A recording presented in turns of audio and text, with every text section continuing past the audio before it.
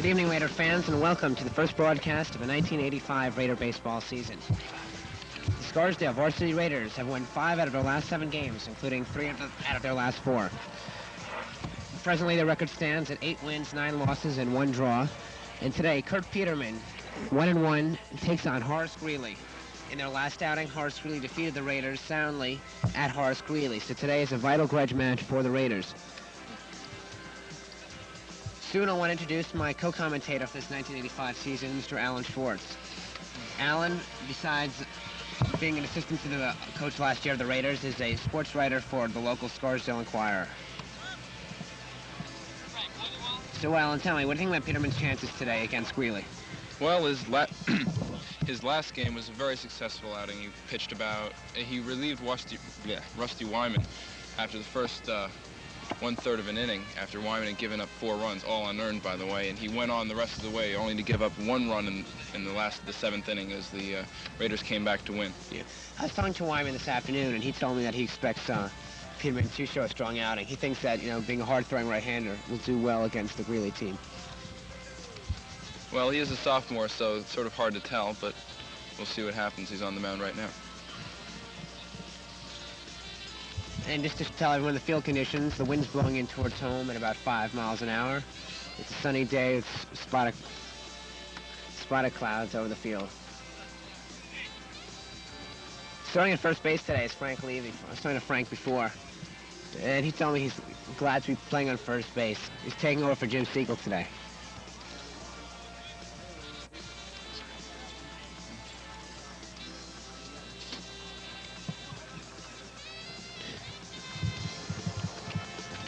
Okay, now I want to go to Al Schwartz. Al's going to tell us the lineup for Horace Greeley. Okay, leading off is Jody Kern at second base. Brad Jenkel is in left field.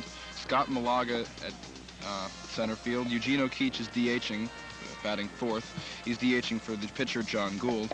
Kevin Tawes, is in right field. Rocky Fava, shortstop. Bill Ryder, third base. Dave Weinstein, batting 8th, is the catcher, and Pete Chery at first base. All right. And we're just about ready to start here. The umpire is dusting off the plate. And this should be Jody Kern, second baseman.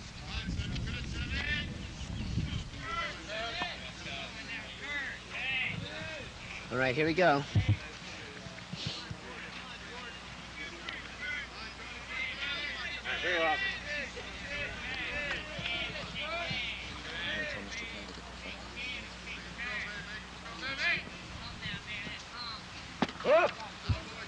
Ball alone outside.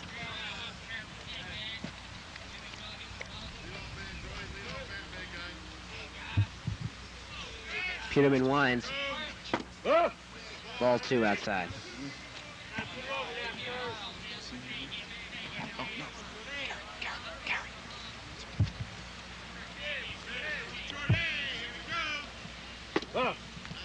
So Peterman gets behind the hitter, 3-0.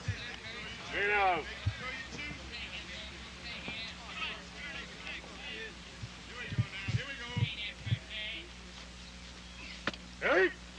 Strike 1.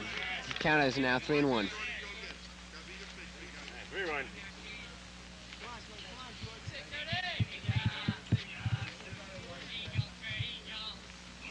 3-1. Strike 2. Counts full, 3-2. Alan, what do you expect from Peterman in the first 2 innings? Well, it's sort of hard to tell. The Raiders have been on and off this season in the first couple of innings. Ooh, in the line. It's in the... No, foul ball does not hit the cars. Anyway, the Raiders have been on and off in the first 18 games of the season. They give up runs very early, and they sometimes give up runs late, although the majority of the games have been lost early, and sometimes when one thinks they're lost, they aren't, as the Raiders have pulled off some miracle comebacks. And that was strike 3, so Raiders get 1 out over Greeley. Jody Kern taking the K. Next up is Brad Jenkins.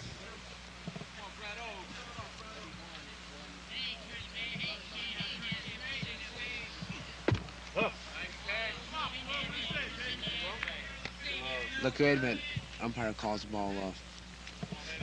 Yeah, I was talking to Rusty before, and he told me that he feels the longer the game goes, the better chance we've got. Yeah, it just seems that the Raiders, and Mr. Kai told me this a couple of weeks ago, that they're just not ready to start the games, and they pick it up in the latter innings. So, you know, it's a pretty good sign if they start off well. They pretty good. Two. So Peterman gets ahead on the count 1-2. One of the main problems of Scarsdale's had this season is the errors. The defense has been less than perfect. And I think the game generally rests on Scarsdale's defense. They've lost many games due to their defense, including one last Saturday. 2-2. Yeah, when you look at it, the Scarsdale's earned run average is not that bad. What is it, Al? It's 4.3 approximately. That's what Mr. Kai has told us. And that's a great improvement considering it was over 7, which when you convert it to what they do in the major leagues, that's an over 9 ERA, and that's not so great. And strike 3, 2 outs. So Kurt Peterman has whiffed the first 2 batters. And stepping up next will be Scott Malaga. Scott's playing center field today for Greeley.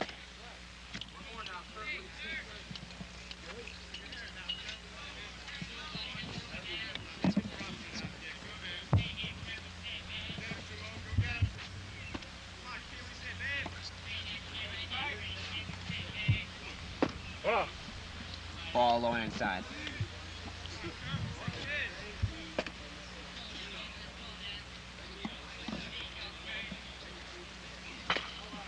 Ground ball in the middle, and that'll be a single.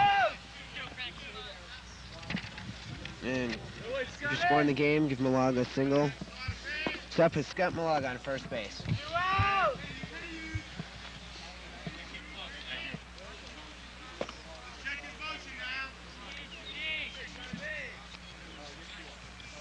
You just joined us. It's 2 outs in the top of the first inning.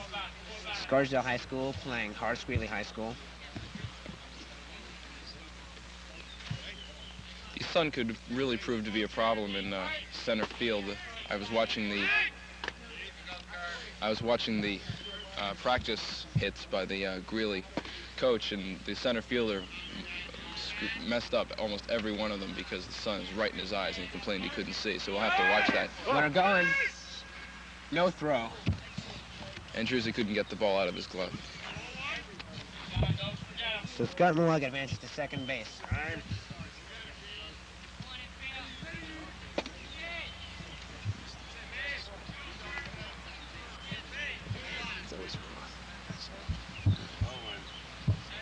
right, fair ball.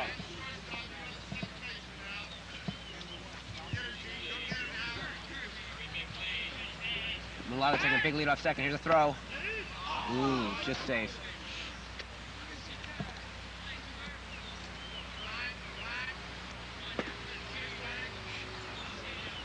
Right.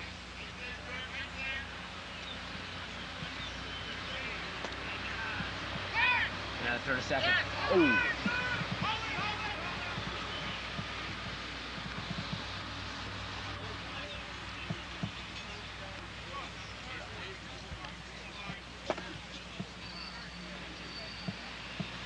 Scott Malaga on second forgot not a lot of speed. He's taking awfully liberal leads off second. Look.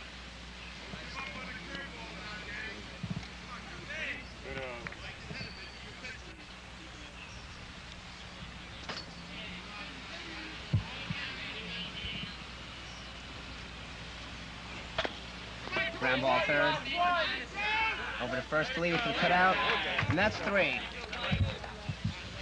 So we'll be back with the Raiders coming up. At the end of one half inning, Horace Greeley nothing, the Raiders coming up to bat.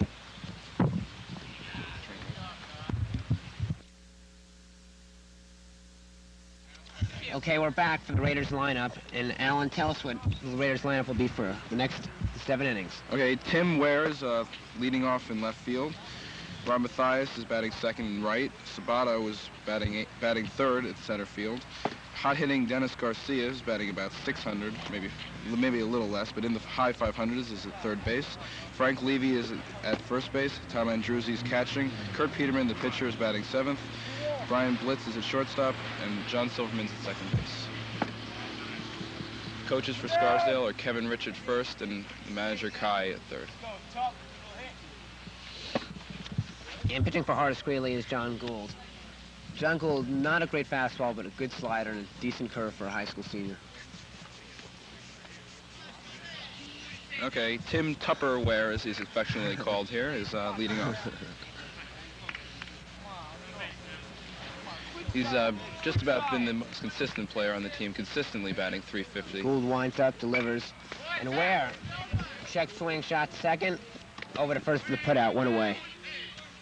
Getting back to Ware, he's in the double digits in runs scored and RBIs, so you'll see a lot of action with him on the bases.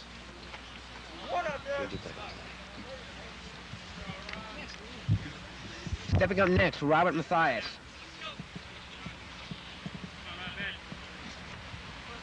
Robert Mathias was an all-star in the summer league and has been doing quite well this season. Always a threat at the bat.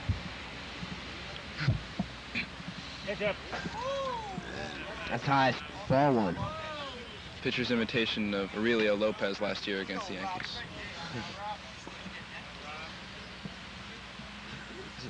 Gould sets, winds, delivers, swing and a miss, 1-1.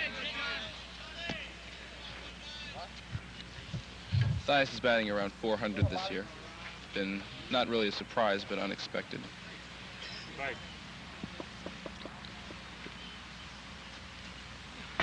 And single up the alley. Mathias going for 2. Slides in, double for Mathias. So Robert Mathias starts off the Raider rally with a double into left field.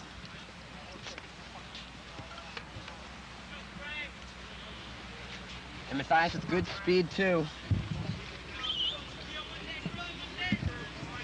And next time to the bat is Frank Sabato. Sabato always a threat at the bat. And a great clutch hitter. Let's see what he can do.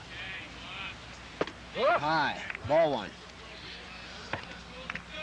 Frank takes a lot of time up in the batter's box. You'll watch him circling around there. Always makes the pitcher wait. Ground ball second, holds the runner, and put out first. Raiders have 2 outs. Got it. So Mathias staying on second base as his ground ball was too short. He could not advance. Okay, here comes Dennis Garcia, just about the team's offensive leader this season, batting about, as I said before, high 500s. Really been killing the ball. He and Chris Knopp are the only players this year to have home runs. Strike one. Dennis takes a strike. They both occurred at White Plains about a week and a half ago. So Mathias leading off second. In the dirt. Mathias is going. Third base. Takes it standing up. So Mathias advances to third. The Raiders with 2 outs have a threat at third and Robert Mathias.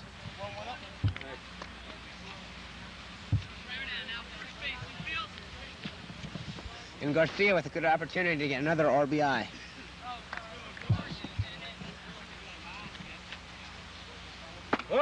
High, 2-1.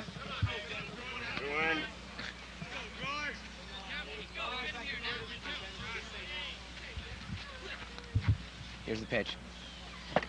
Dennis, swing and a miss. Evens the count of 2-2. There you see Robert Mathias leading off third base. And Dennis takes strike 3. So at the end of 1 complete inning, Horace Greeley nothing and the Raiders nothing. We'll be back for the top of the second.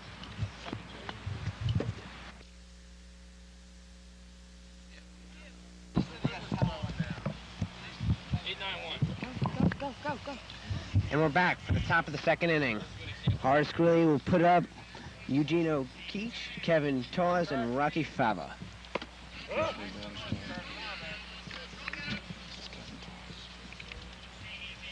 And Peterman with a good first inning, struck out 2. See what he can do against Tawes.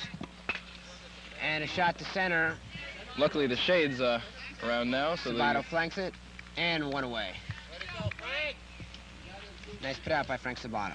very conveniently the sun went behind the clouds on that play, so Sabato had a relatively easy time with it.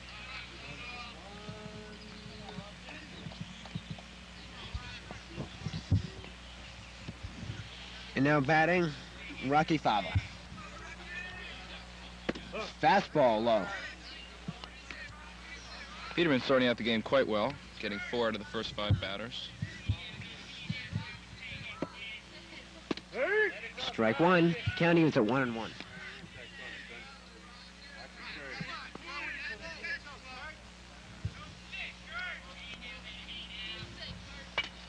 That's towards us, Al. And Al just missed your car. That's a foul. The count is now 1 ball and 2 strikes. So is a favorite of the Scarsdale fans to watch the balls hit the cars in the parking lot, but that one missed. And there's a count even to 2-2.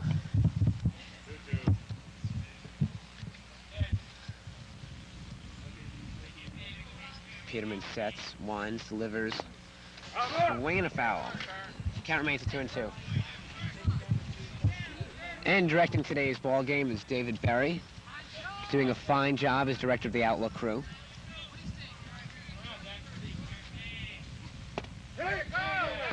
And strike 3. Tipped into the glove of Andruzzi, and that's another strikeout for Mr. Kurt Peterman, who has 1, 2, 3 strikeouts today.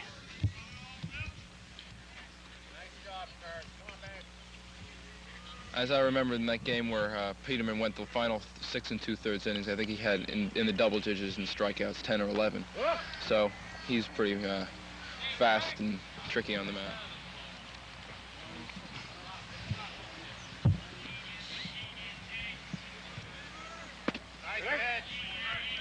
And it's another strike for Peterman. You know, Peterman's in much more control of this game. You tell, you know, even his windup is much tighter. And I think as a result, he's throwing a lot more strikes. Ball, 1-1.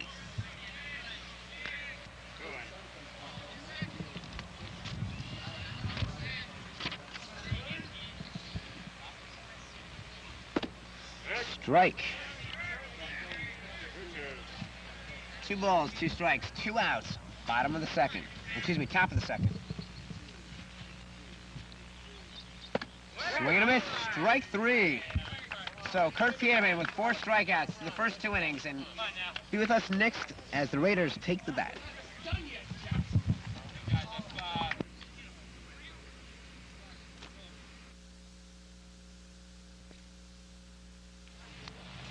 Okay, we're back here at Dean Field, where Scarsdale's coming up to bat for the second time. Score is tied 0-0. Frank Levy, Tom Andruzzi, and Kurt Peterman are scheduled up this inning. Levy is starting the first game in a while for, well, not too long, maybe 5 games, for Scarsdale due to the fact that Jim Siegel has his AP test today and is taking the day off. Good luck, Jim. Hey. And strikes Levy right down the middle. Ooh, we have a change in coaches here. Rusty Wyman is in the coach's box at first base. And Levy being a left-hander would have an advantage against Gould. And Levy with another strike. Strike 2. So the count on Levy's 0-2, excuse me. As far as Levy's stats, batting about .250, and last year he batted about .300. And Levy shot in the gap. That'll be a single for Frank Levy. Frank Levy rounds first. And the Raiders start the base runner in the second inning.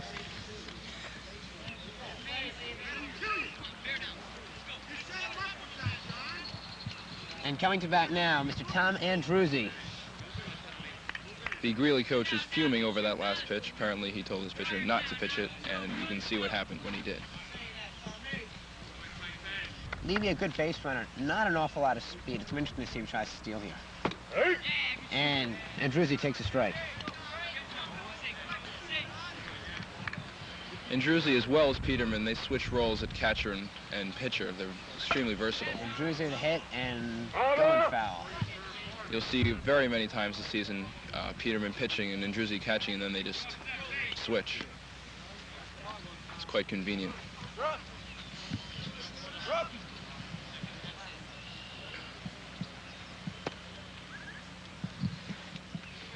By the way, Raider fans, be with us in the bottom half of next inning as well, as we'll do some trivia questions for you. And here's the pitch by Gould, way high and way inside. And that makes the count 1-2. And Frank Levy staying close to first. Now taking a bit of a lead off. Here's Levy. Swing and staying fair. Into right field. Levy rounding second. And Coach Guy holding him at second base. So Tom Andruzzi advancing Levy to second base with a single into right field. And next coming up is the pitcher, Mr. Kurt Peterman. I think Andruzzi will take it. He's been in a bit of a slump. May get him started. Well, it's a good opportunity here to come out of it. John Gould, the pitcher, getting racked here in the bottom of the second inning. Way inside on Peterman, and that's ball one. You can see the behind the catcher shot we have here. Whoops. In the dirt, ball two. So immediately John Gould gets behind on the batter. 2 balls and no strikes. And the catcher calls time for conference with Gould. I tell you what, Alan, during the conference, why don't we go to one of those trivia questions? Okay. This is a standard question in the trivia ranks of baseball. Who gave up Hank Aaron's 715th, the home run that broke Babe Ruth's record? That was in 1974. And we'll come back with the answer in the next inning. Just a minute. Another ball. 3-0, men on first and second. And Gould, if you look at him from your ball 4, bases loaded. So Kurt Peterman takes a base on balls, it loads the bases for the power man, Mr. Brian Blitz.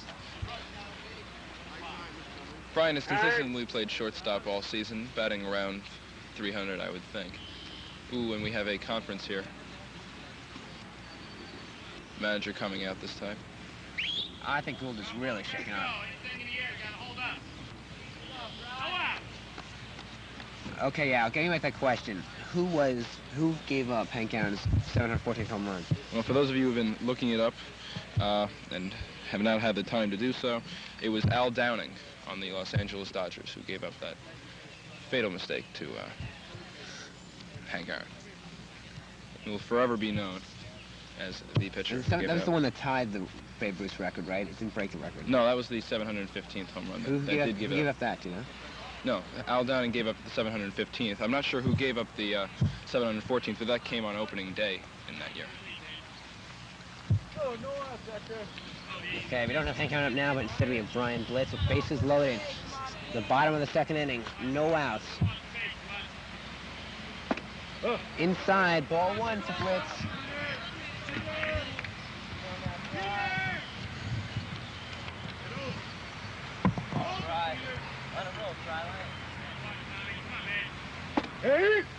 Blitz takes a strike, 1-1.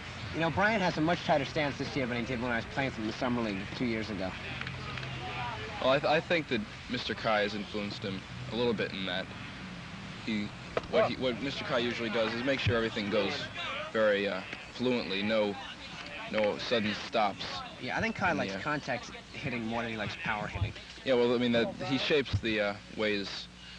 Whoops. And Blitz, grounder in the hole. That's going to score 1 run. Levy's coming in. Here comes Andruzzi around. He scores. And Peterman advancing to third base. So a double for Brian Blitz. Brian Blitz. 2 RBIs for Brian. And as the Raiders take the lead, 2-0. Getting back to the reason Mr. Kai emphasizes singles hitting instead of power hitting is that the home games which Scarsdale plays, the field is not made for home runs. I'd say the woods in left field are about 330, 350 feet away. And that's a fly ball to center. Center fielder not sure he's going to take it. And the right fielder takes it. Tagging is Peterman at the plate. Peterman is safe. So the Raiders go ahead 3-0. Peterman. And on the play, Brian Blitz moves to third.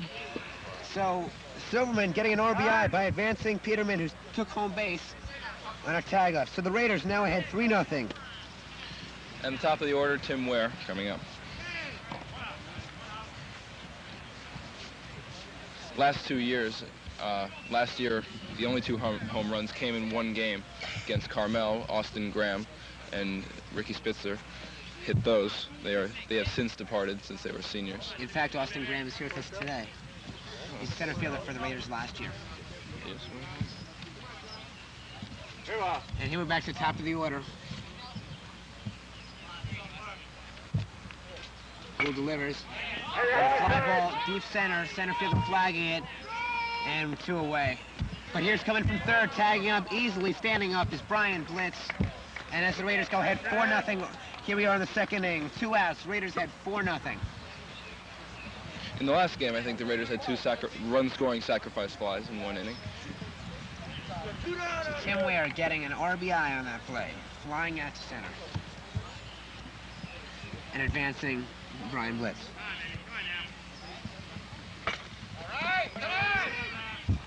And another fly ball center fielder, and that's 3. Here we go, let's go. Apparently he's having no problem with the sun, but we'll get back to the game. For the top of the 3rd inning, with Greeley coming to bat, Scarsdale winning 4-zip.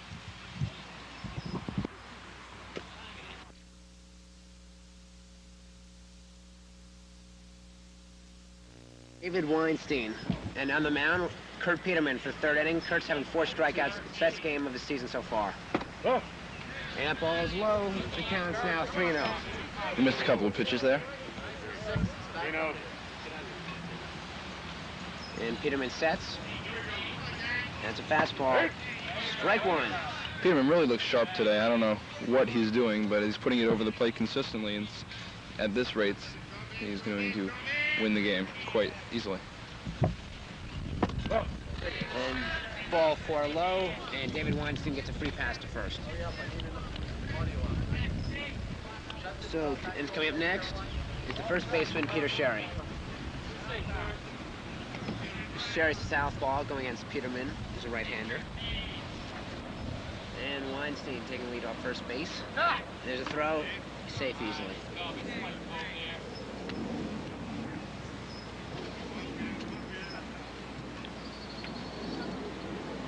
Seems to be an absence of chatter. It's ball outside. Not characteristic of the Raider ball club. That's true. And Coach Kai calling in there, left field, bringing him in a bit against the left-hander. It's a good thing Peterman was off the rubber on that play. It would have been a ball. Now, what exactly is a balk? I mean, I know when I see it, but I don't know it. Yeah, I can define it for you. Okay, well, there are very many definitions of it. There are, I think, maybe 7 or 8 different instances in which an umpire will call a balk.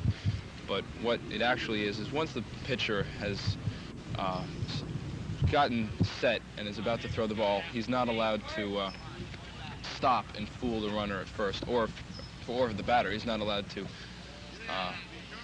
fake, as it were. And now Chery looking to bunt. Draws it back, and it's another ball. So Peterman getting behind on the batter, 2-0. And on that previous play, what the rule makers of Major League Baseball, what they did, I mean, we'll come back to it in a second. And shards a bunch again.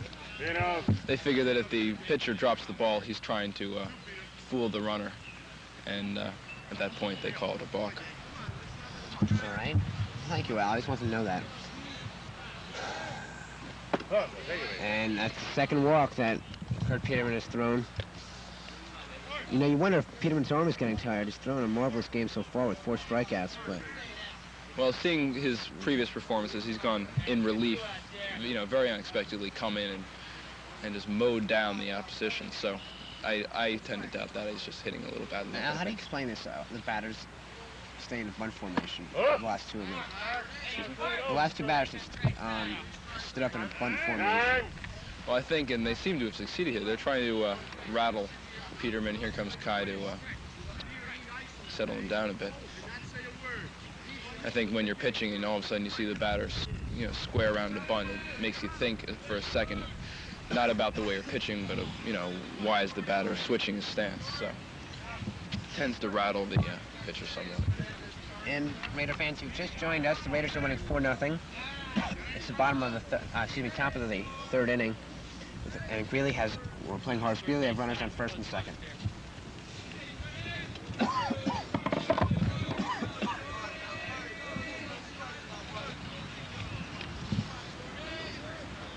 Garcia runner on first base. Peterman delivers. Another ball. 3 balls, no strikes.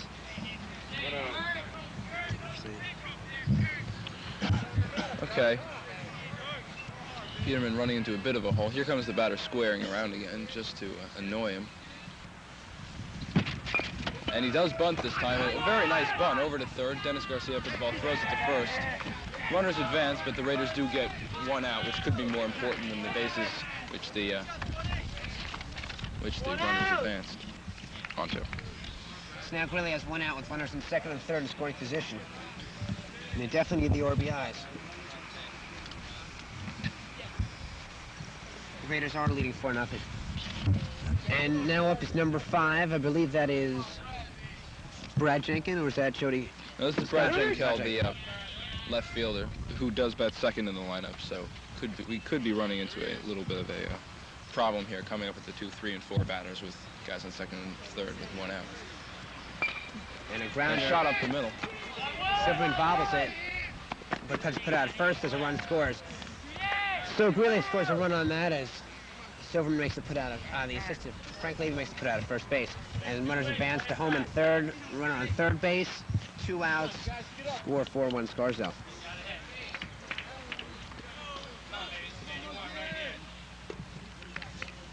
Scott Malaga last time up had the first single given up by Peterman. So we see the strike. Beautiful pitch right down the middle. Peterman's bread and butter pitch definitely seems to be the fastball. He's gotten his 4 strikeouts all by that pitch. And I think he should really stay to that pitch. And pop up.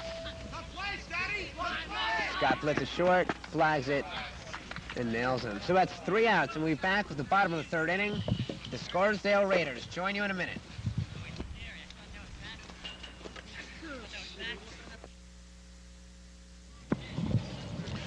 And we're back at the bottom of the 3rd inning. Leading off for the Raiders is Frank Sabato. Something which you couldn't, which the viewers couldn't see, is we almost got killed by a pitch here. I mean, by a warm-up throw from the second baseman. Yeah, you know, some people think that's real, easy life being a baseball announcer. They don't realize all the, the unknowns, all the risks we take being behind the booth here. Well, this being my virgin appearance, I wouldn't really know, but at this rate, won't see it to the next game. So Sabato takes the plate. Sabato, right-hander with very good power. Flew out last inning, but he was put out at first last inning. But it looked for Sabato to hit the long ball. And that's a ball. Ball 1 on Sabato. Although he isn't a lefty, Sabato reminds me a lot of Darryl Strawberry. He's tall, lanky. Sabato like deep into right. A little high, though. The right field's going to have it. And the right fielder flies it. So 1 out for Scarsdale. Sabato flies out. In regards to Strawberry, I think Sabato opens up and just hits the ball with long arms. It doesn't seem like he hits it that hard, but it just goes out. Sabato's a big guy. He must be at 6'2", 185 pounds. Yeah. He's good power, a very good athlete. And now Dennis Garcia will be batting. Dennis started off the big Raider rally last inning and scored 4 runs. Dennis had a great heart. And Dennis a smack, deep fly. I think that's going to be foul. Yeah, that'll be foul, almost into the woods. It was in the woods. It is in the woods. Into the willow tree up in foul left field there. Dennis asked me to refer to, he asked us to refer to him as Mad Dog Garcia. Oh, yes. So you can see he is a Mad Dog. Oh. He's got the biggest thighs you'll ever see, I'll tell you.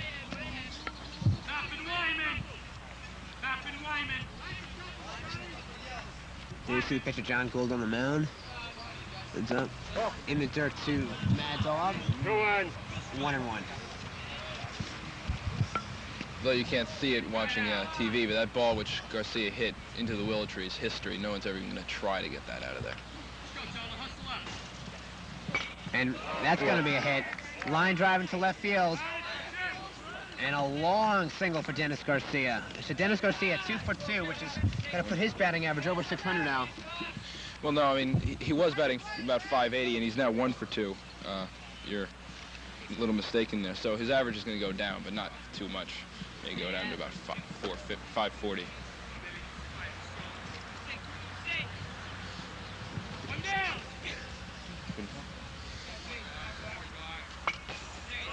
Maybe fouls it off. 0-1.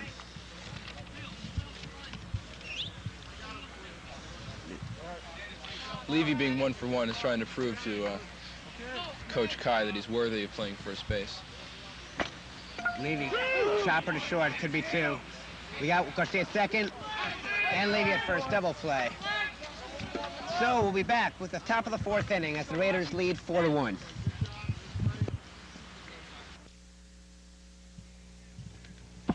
My name is Michael Laitman. I'm here with Alan Schwartz, and we're going to be here for the top of the 4th inning. Horace Greeley is batting, and they're losing to Scarsdale so far, 4-1. Kurt Peterman on the mound, having the best game of his season with 4 strikeouts, and here's the pitch. And that's low, ball 1. Eugenio Keach is batting right now. He grounded out Dennis Garcia to end the 1st inning. And that's a ball, 1-1. Clouds have cleared up here. We have just about total blue sky, and now the sun will never go behind the cloud, and the center field is going to have a fun time, a real adventure when the ball comes out into his territory. And that was a strike, so Peterman gaining on the count, 2-1.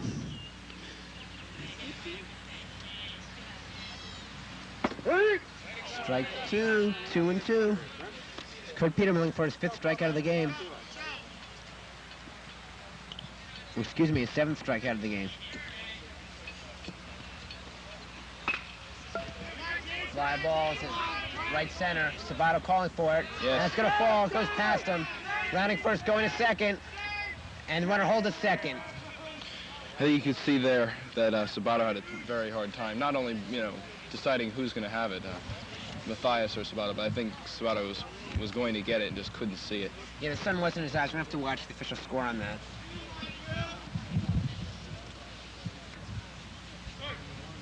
And the official score is calling out a double.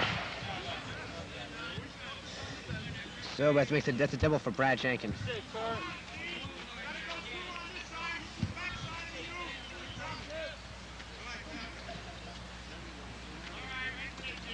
Peterman sets, looks at the runner, and is throwing to the runner. Safe.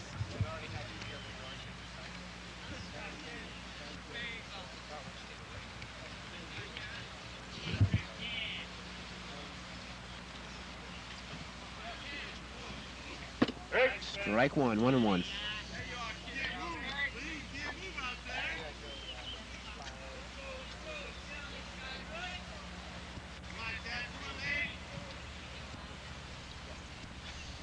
I think it's definitely time for, hold up a second here, again into the sunny center field.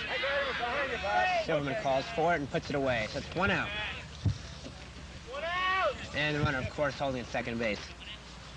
I think this is definitely another moment for a trivia question. Go for it now. Okay. Who is the only pitcher to hurl a no-hitter on opening day? Was that... That's ball 1. Well, we'll come back to it in a couple of minutes. Let everybody think about it. Let him think about it. You know, in the last situation when Peterman had a man on second base with only 1 out, Greeley went to the, tried to bunt, and that seems to work pretty well. I'm surprised they're not doing it now. And that's a strike.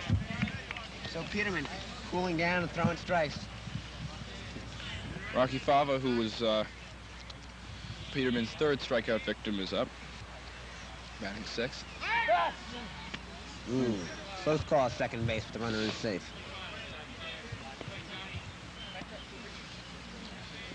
God, just telling Peterman to throw strikes. Nothing against the Scarsdale squad, but, well, here we have the pitch. And that's a high ball. Nothing against the Scarsdale squad, but I think if they hold on to win here without losing their lead, it'll be one of the few times this season where they've scored first and hung on. Swing and a miss. 2 strikes, 2-2. Hung on and not lost their lead and even come back to win it, but just to consistently be in the lead for the whole game. Peterman sets. Fly ball. Same place where Sabato had that problem last time. This time Mathias, the right fielder's calling it. And the runner's tagging. Here's the throw to third. Runner holds back the runner. So Mathias with a bullet cut off by the shortstop, Brian Blitz. And that's 2 outs for Horace Greeley.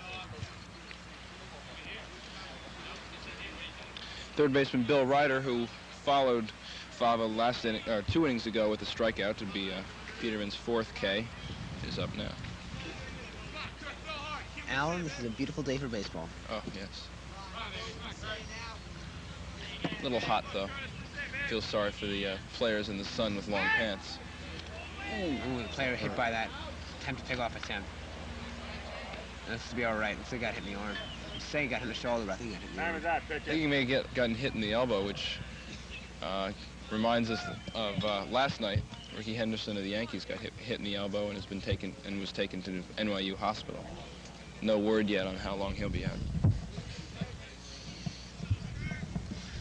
And the man on second seems to be okay. A tremendous compliment to Robert Mathias. His arm has really improved. I mean, he threw a bullet, which was cut off by the shortstop holding back the runner at second base. I mean, that's a big throw from right field to deep right field to third base. And that's a strike. So Peterman throwing a beautiful game. Strike, strike, strike. And makes the count 0-1. 2 outs. Peterman looking for the strikeout. Give him a 7th strikeout. He sets, delivers. That's high and inside. Ball 1.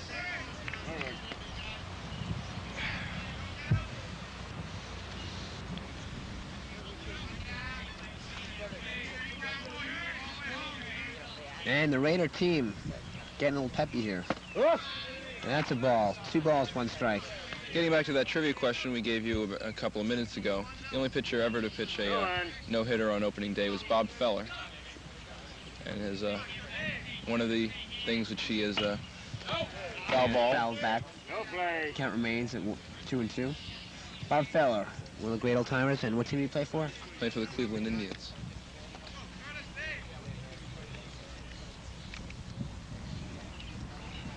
He holds a record which Dwight Gooden is trying to beat this year. I think he won 19 games as a, I think he won 20 games as a 20-year-old, which Dwight Gooden is now and trying to do with the Mets. And ground ball to third. Garcia bobbles it, whips it over to Levy at first, and that's 3 outs. So we'll be back with the Raiders at the bottom of the 4th, and the score is Raiders 4, Wheelie 1. Okay, we're back here at Dean Field with Scarsdale batting in the bottom of the 4th, leading 4-1. It's Andruzzi, Peterman, and Blitz to lead off here. Andruzzi had a singles last time up and scored on Brian Blitz's double. Deep shot, deep right center. It's going to be over the center fielder's head. Oh, a one-handed grab by the center fielder. Great play, robbing Andruzzi of possibly a double or triple. Shades of Tommy Agee in the '69 series. Jesus, so a beautiful catch by the center fielder, robbing Andruzzi of a double. Excuse me, it was not Tommy Agee, it was Cleon Jones, but we won't worry about that. And now batting Kurt Peterman, the pitcher. And Peterman, grounder to third baseman bobbles it, but they get Peterman at first. This game is going extraordinarily quickly. Well, it's a good pitcher's game, you know? Yeah. And anytime you have 2 good pitchers going at it, you get a quick game. Well, the Scarsdale only has 5 hits, and Greeley only has 2, so this pace, this could be the quickest game of the season. But Al, it's not over until it's over. Yeah, that's good. There you go. And now we got the power man, Brian Blitz up. Brian's brother, varsity star last year, and Brian. Oh, a beautiful bunt. He's going to be safe. Stupid throw. No reason for that throw at all. And Blitz is safe at first. Interesting call by Coach Kai. Everyone knowing Blitz is a tremendous power, probably one of the best power hitters in the league. The coach had him go at the bunt, and beautiful bunt down the third base line. No reason for that throw at all. And here's and Brian Blitz diving to second base, diving to first base is safe. Although that editorializing may be taboo, I think it summed up the throw perfectly. Yeah, it was uncalled for. I mean, I think, Al, this doesn't make any sense to me. Why is Gould, the pitcher, making repeated throws to first base when there's 2 outs? Well, he knows Blitz's speed. He just bunted to get on, a bunt single. He obviously is quite quick. And Silverman pops up, and left fielder grabs it 3 away. So at the end of 4 quick innings, the score remains Scarsdale 4, Horace Greeley 1. We'll be back for the top of the 5th. Come on, we gotta get line drives, guys. Let's go. And Kurt Peterman returns to the top of the 5th inning. Kurt having a great day on the mound with 6 Ks so far. And this inning he'll be facing Bill Ryder, David Weinstein, and Peter Sheehy. Not Peter Sheehy of Scarsdale High School, but Peter Sheehy of Horace Greeley.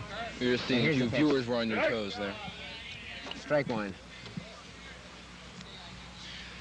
The batter right now is David Weinstein, who walked his last time up and scored. And grounds in the hole between second and first, and he's going to have a single. He scored Greeley's only run.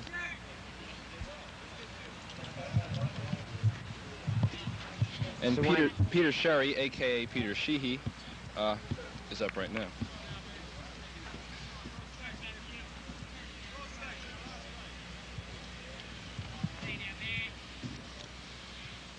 Oh. And that's a ball. Ball outside. So the count is one ball, no strikes. Peterman has had a little trouble in the past 2 innings getting behind the batters. Yeah, I think He's remedied that situation pretty well. Ready? And that's a strike. So it's, as I said, 1-1. Peterman does, he's pitches good from the hole. And Weinstein always a threat to steal at first. Oh. Outside. 2 balls, 1 strike. Peterman's pitchers are coming awfully close, so, well, I think he's just getting a little unlucky in his placement. Either that or he's been very lucky in the pitches he's gotten in, but I seem to doubt that. And here's Peterman's delivery. Fouled off. Count remains 2-2.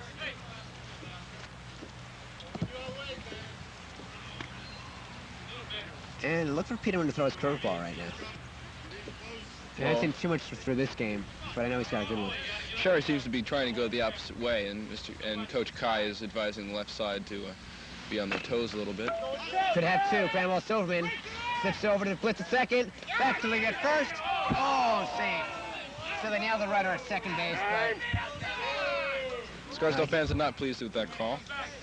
Peter Chery beats the throw to first base.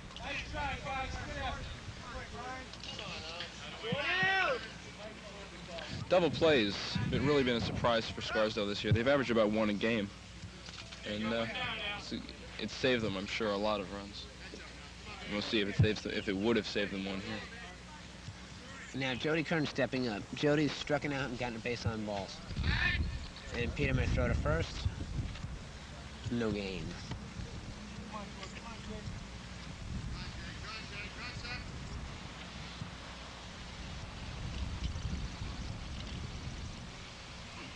Ready?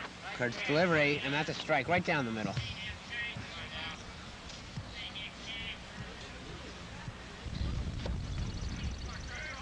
Sabato's seeming to have a terrible time with the sun. He keeps adjusting his cap. You've seen him having problems. Oh. That's a ball, high and inside. And the count is even at 1-1. 1 out, man on first. Leadoff. This is the leadoff batter, by the way, Jody Kern. Good move to first base. The runner's safe. So, from a guy with good speed like Peter Chery, he's taking very conservative leads off first base. If you just joined us, by the way, the Raiders are winning 4-1, excuse me. We are in the top of the 5th inning. Scarsdale Raiders at home at Willard Beatty Field, playing a tough opponent in Horace Greeley. Greeley defeated them last week at Greeley. This being somewhat of a grudge match for the Raiders. It wasn't a very pleasant victory for the Raiders either. It was 14-9, so we want to even the score here. And that's a strike. So Peterman gets ahead on the batter. 1 ball, 2 strikes.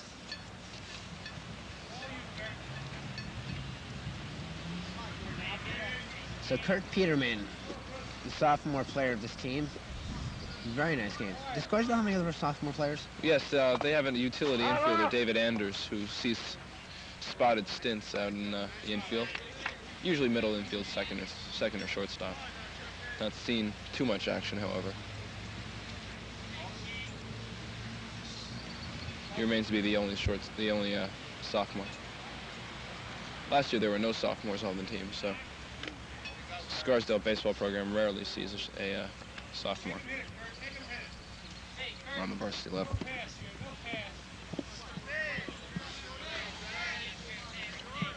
Peterman sets. Delivers. Strike 3. Number 7K for Kurt Peterman.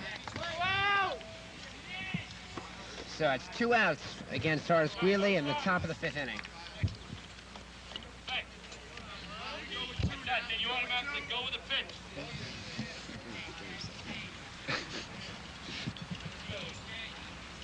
Okay, we have the second batter, second batter in the lineup. He's the 4th batter this inning, Brad Jenkel. Struck out and grounded to second base previous 2 times at bat in the 1st and 3rd innings, respectively. Here's a good move to first base. But the runner is safe, no problem.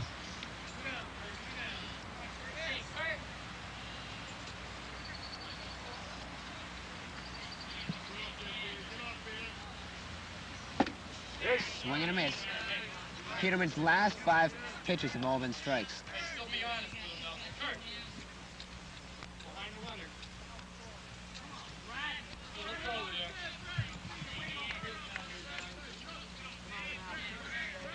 Peterman looking for his number 8K. Fly ball. Ware calling for it in right. Catches it in foul territory. And that's 3. So join us in the bottom of the 5th inning as the Scarsdale Raiders lead Horace Greeley 4-1.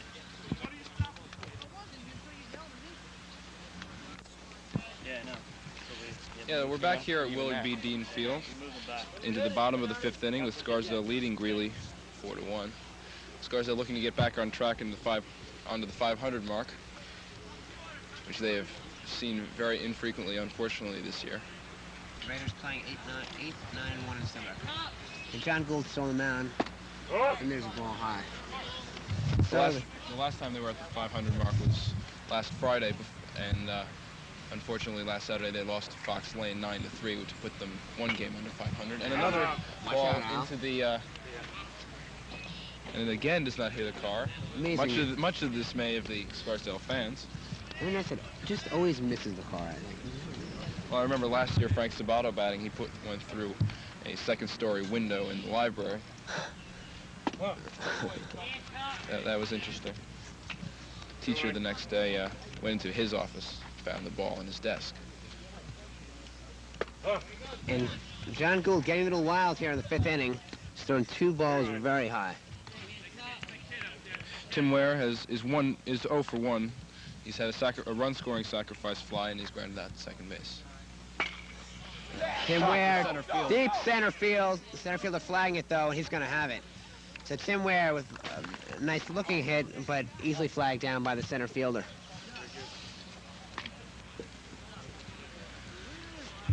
Here comes Rob Mathias, who had a double in the 1st inning and flied out to center field. 2nd inning. Has yet to bat since then, as the Greeley pitcher, John Gould, has been doing much better in the last few innings than in his first couple, where he gave up 4 runs.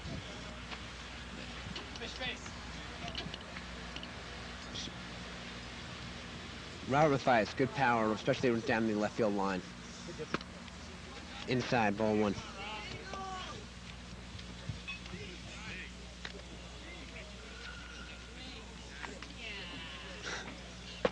High, ball 2. And then John Gould, the pitcher, says swing to the catcher. Get the signal right, and here's the pitch.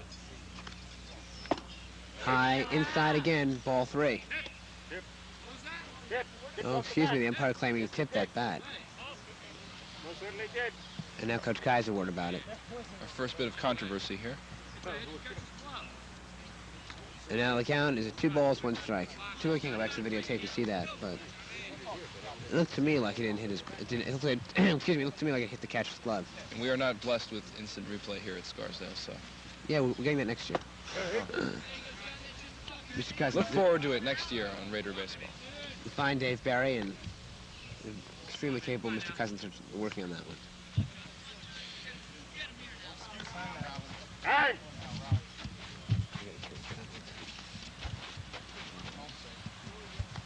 We can't promise instant replay, but we'll try. Next year, maybe.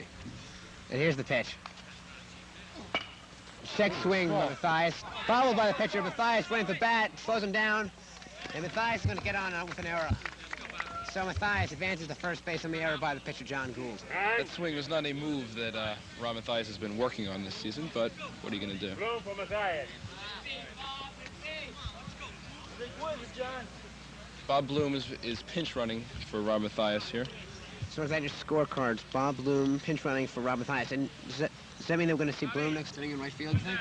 Chances are Bloom is a outfielder, and he probably will come in for Mathias in right field when they bat, when they take the field next half inning.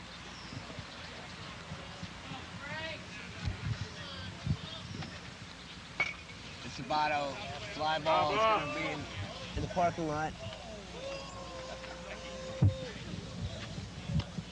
Almost it's our cameras here behind me.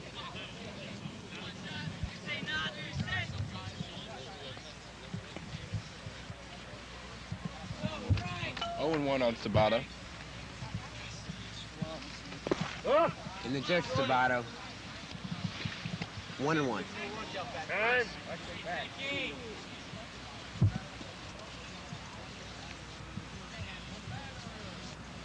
Rusty Wyman, fine coach at first base. Wearing the ominous number 13. The number that Ralph Branco was wearing when Bobby Thompson hit that famous playoff homer in October of 1951. And Ralph Branco's brother, John Branco, is the New York State Athletic Commissioner for a while. And when it's going, Sabato pops it up to third. It's going to be in foul territory. Third baseman, and the calling for it ends. Foul ball is dropped. So Sabato lucking out on that one. Not to dwell on Ralph Branco, but interestingly, he lives about 4 miles from here in White Plains. Really? Yeah, and there in the camera we see Bob Bloom on first base. I know it says, jersey says LOO. It's because the B and the M are missing. That is Bobby Bloom, we can assure you. And John Gould winds up, or doesn't wind up, because it low in the dirt. 3 balls and 2 strikes to Frank Sabato. Sabato takes his stroll. Looks at Kai for the signs. And this is the same count on Sabato when last year he had that game-winning triple, the 12th game of the Raider season. See what we can do here. Sabato swings it. It's going to be in right field, foul territory. And the right fielder makes a one-handed grab in foul territory. Sabato a little upset about that. Quite a fine play by the right fielder. There's Bobby Bloom remaining on first base, 2 outs. Here comes Dennis Garcia, who took a strike 3 back in the first inning and singled and got forced in the 3rd inning. And as you remember, Alan, you have to call him Mad Dog. Oh, yes. It's Mad not Dog Garcia. Dennis, it's Mad Dog. And Mad Dog takes the ball low. Reminds one a little of Bobby Knight. He has not too much control in his temper. We have to get Dennis, excuse me, Mad Dog to focus his anger at the game. No, he does that quite well. He's a real hustler. Very aggressive. And I think it helps him. And there you see Mad Dog number 54 on your screen. This game being presented to you. Throw over to first is okay. Blue remaining safe on first. The game being presented to you by the excellent Outlook crew of Scarsdale High School. Getting back to Dennis's nickname, Mad Dog. And Dennis with another shot to right field. Right fielder backing up now, coming in on it. That's going to drop an error by the right fielder. The right field slips. Rounding third is... Infield grabs it, and it scores it. Dennis going to advance to third base. Bloom scored on that play. Dennis going in with what may be called a triple. It looked like the right fielder was misjudged it, went back on it for a second, and then had very little time to come in, and just went by him. I think we should probably call that a triple and an RBI for Dennis Garcia. Yeah. We'll ask Mr. Kai on that at the end of the game. With the bad sun in right field, you have to give that triple. I mean, getting back to Mad Dog's nickname, I think he took number 54 because Rich Gossage, Goose Gossage, who an intimidating member of the Yankees from 1977 to 1983, he wore that number. Frank Levy takes the ball high. So with 2 outs, the Raiders have another rally going with Dennis Garcia advancing to third base on the triple and scoring Brian Blitz. And here's the pitch to Levy. Levy takes the ball outside. Frank is singled and scored and grounded into a double play. Here's the windup by Gould. Delivery. And Levy slapping at the ball. That's going to be a single. Single to left, scoring Garcia. And that's going to make the Raiders lead it to 6-1. So Frank Levy with a single and an RBI.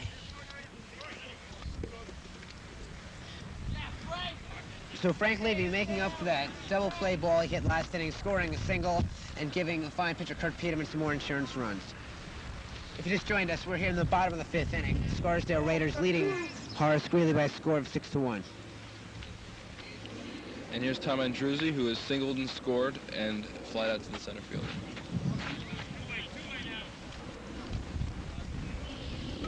The Raiders are 2-out ball club. They seem to start the rounds with 2 outs.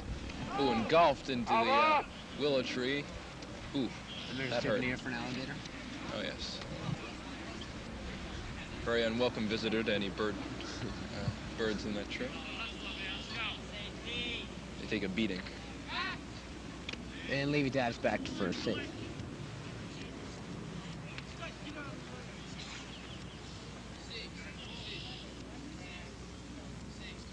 And Levy with conservative lead off first base.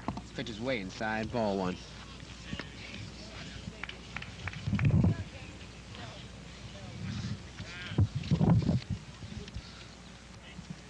Gould sets. No windup. Here's a delivery. Foul ball behind them. Plate. 1-2. 1-2.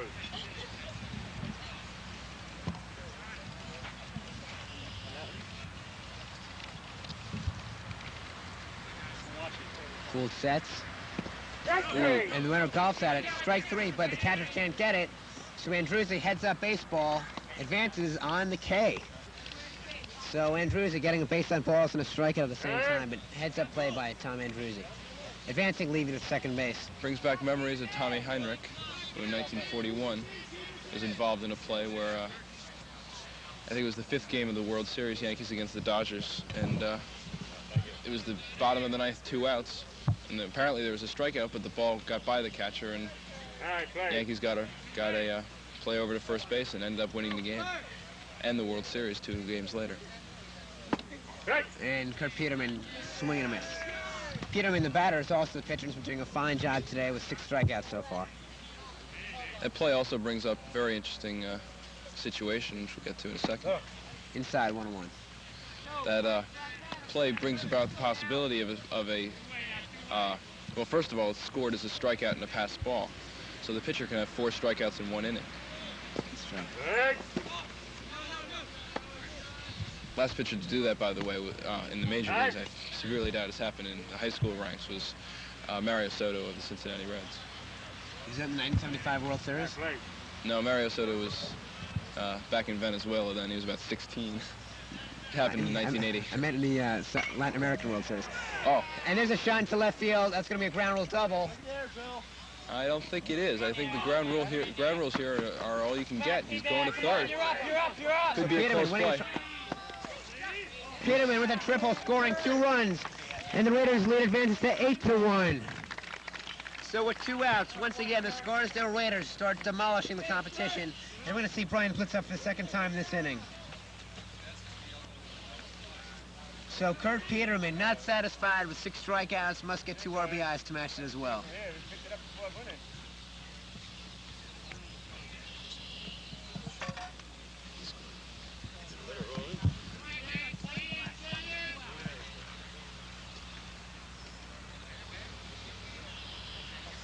So the pitcher, John Gould of Horace Greeley, getting literally racked, and this being the bottom of the 5th inning. Low, ball 1.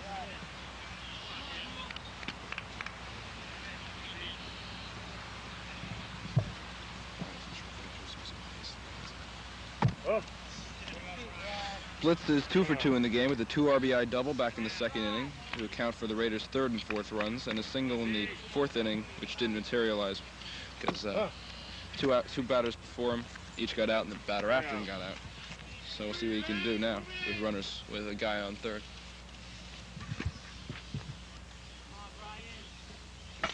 Brian, shot that's in going to the be a left single. field. Scoring him in from third base.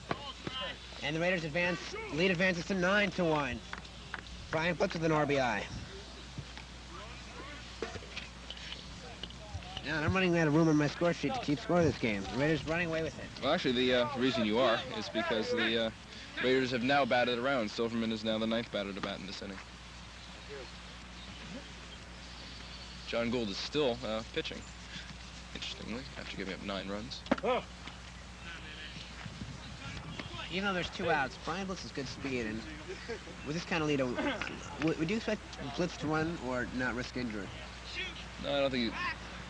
Rarely, I don't think Mr. Kai is going to not send him because of an injury, of an injury.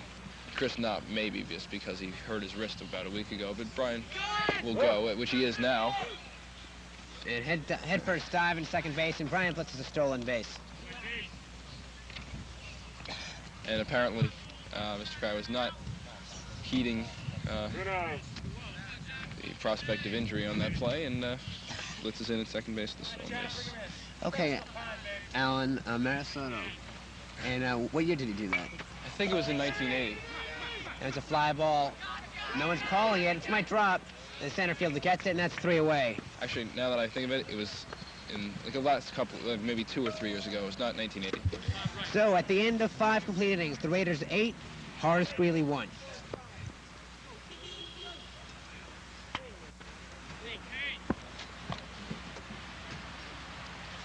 My name is Michael Laitman. I'm here with Alan Schwartz, and who just joined us. We're in the top of the 6th inning. Kurt Peterman with 7 strikeouts is on the mound against Horace Greeley. Oh. And that's low, ball 1. Greeley soundly defeated the Raiders in their last outing against them. That was at Horace Greeley. And the Raiders looks like they might go all the way at this one. Decisively so far, beating Greeley 8-1. And that's a strike for Peterman. Peterman's still throwing hard, even though it's his 6th inning of pitching. Peterman also got a triple last inning, which scored 2 runs. And that's high. Ball 3. Peterman seems to be throwing faster than ever. He doesn't seem to be tiring at all, and his previous record shows that he doesn't tire too easily. It was, he's got to get home for dinner, so he wants to put this one away early. Oh, yes. And there's a shot in center. That's in the gap, right center. That might be extra bases. Sabato's catching up with it. And Sabato pegs it to Blitz at short. Excuse me, it's Silverman. Yeah, Blitz at short. But that was Jody Kern coming with a stand-up double. So Jody Kern leads off the inning with a stand-up double for Horace Greeley. Mr. Kai motioning to the umpire.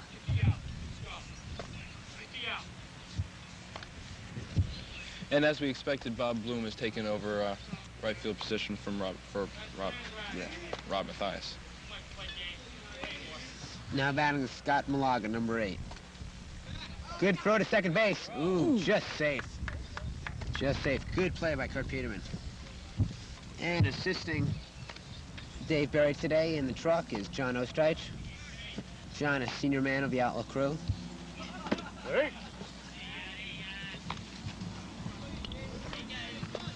That brought some laughter from the truck. And Carrie Torrey, our fine director. Another wheel-around throw. Safe. Right, come in on that. It's a very daring play because the ball very often goes into center field.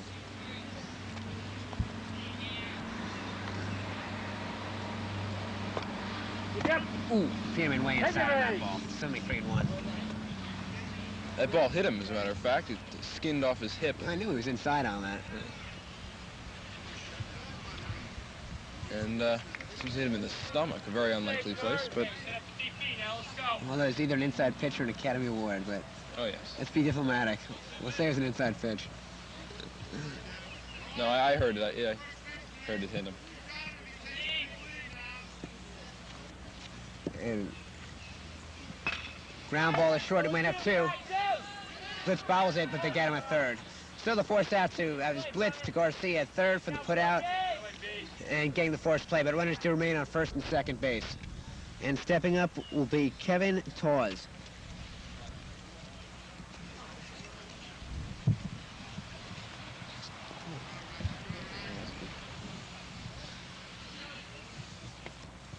change. Go with it, Al. I think if Peterman can get through this inning, I think we may see maybe Rusty Wyman. Another foul into the parking lot. Let's see if it hits anything, like a spectator. No, it doesn't. Well, anyway, I think we may see a reliever come in due to the fact that Peterman has seen a lot of men on base the last couple innings, but who knows? Watching live baseball is a lot of really fun. Just don't park in the Willard B. Dean Field parking lot. Please come down and see the game. Park at your own risk. And that's a ball high. Peterman seems to throw high balls when he's under a little bit of pressure. Where I know is John Gould, the opposing pitcher, throws him in the dirt when he gets nervous.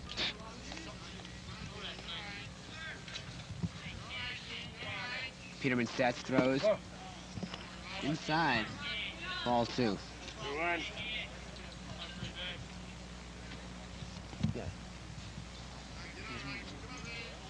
Getting to the late innings, we'll see what Scarsdale here.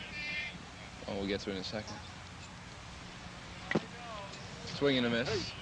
That is count at 2-2. We'll see if Scarsdale can hold on to their lead, which has been a very big problem with them this year. 10 days ago, they had a lead going into the bottom of the 7th, which is the last inning in high school ball, and they lost it to lose the game. A little squibber to we could have 2 here. Silverman takes it himself to second, going to first to Levy, and Levy scoops in the dirt for the runner safe.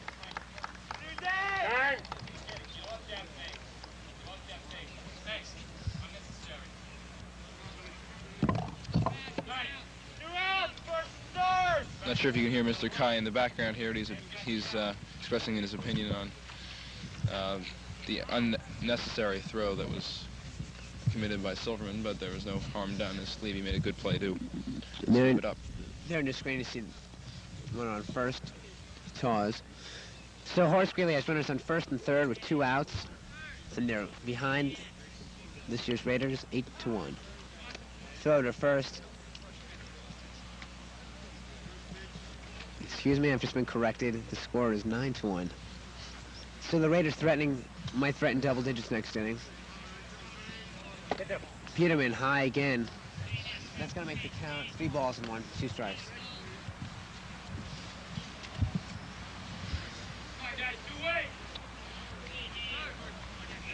Chatter seems to be coming from the infield here for Scarsdale. Probably a good sign.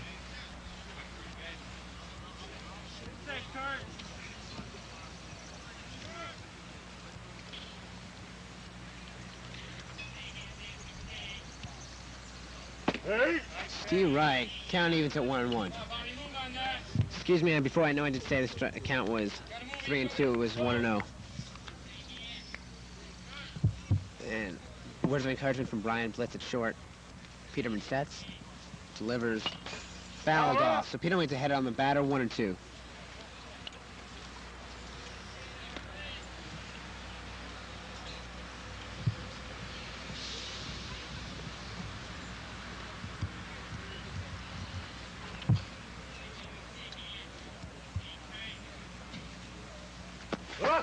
In the dirt.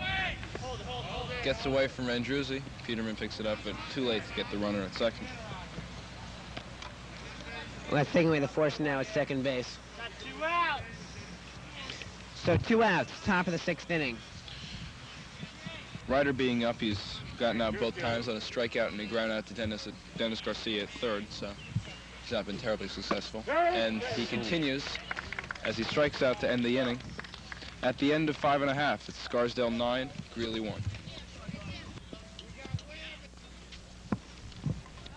We're here back at Dean Field in Scarsdale, where the Raiders are playing Horace Greeley. First pitch is a strike. Bottom of the 6th, we have Tim Ware, Bob Bloom, who took over for Mathias, pinch running last inning, and Frank Sabata. High 1-1. Both pitchers have lasted into the 6th inning. A rarity, I think. Well, this being the 6th inning, let's hope this is the Raiders' last opportunity to score some runs. Better be, I tell you.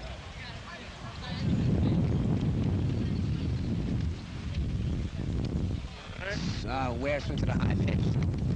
And the wind picking up now, blowing out about 15 miles an hour towards left field. Creating a dust storm for David Anders, the coach at first base. Oh, for us too.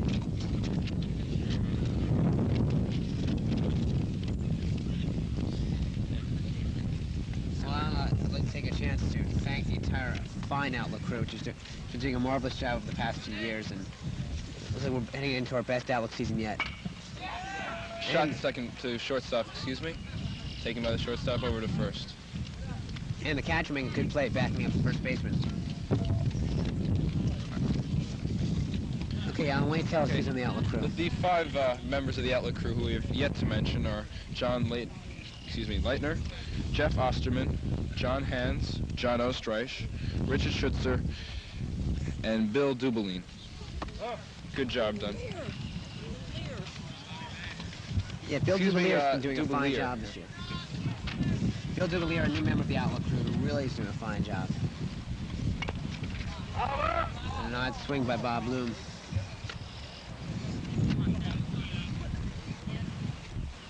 This is Bloom's first at-bat of the game after taking over in right field for Rob Mathias.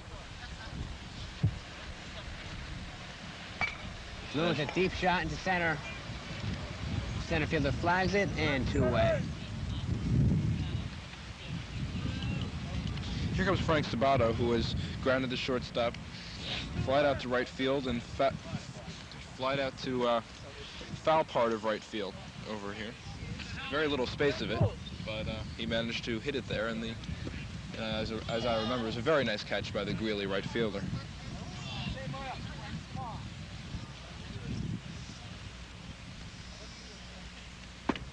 Sabato takes a strike.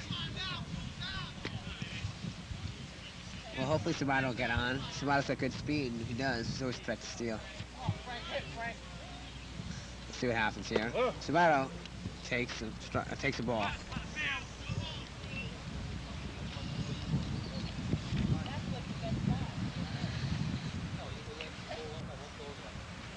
Sabato takes another ball.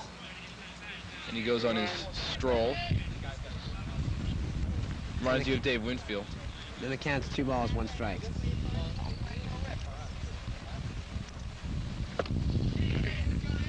Counting with 2-2. Sabato swinging a miss just over that fastball.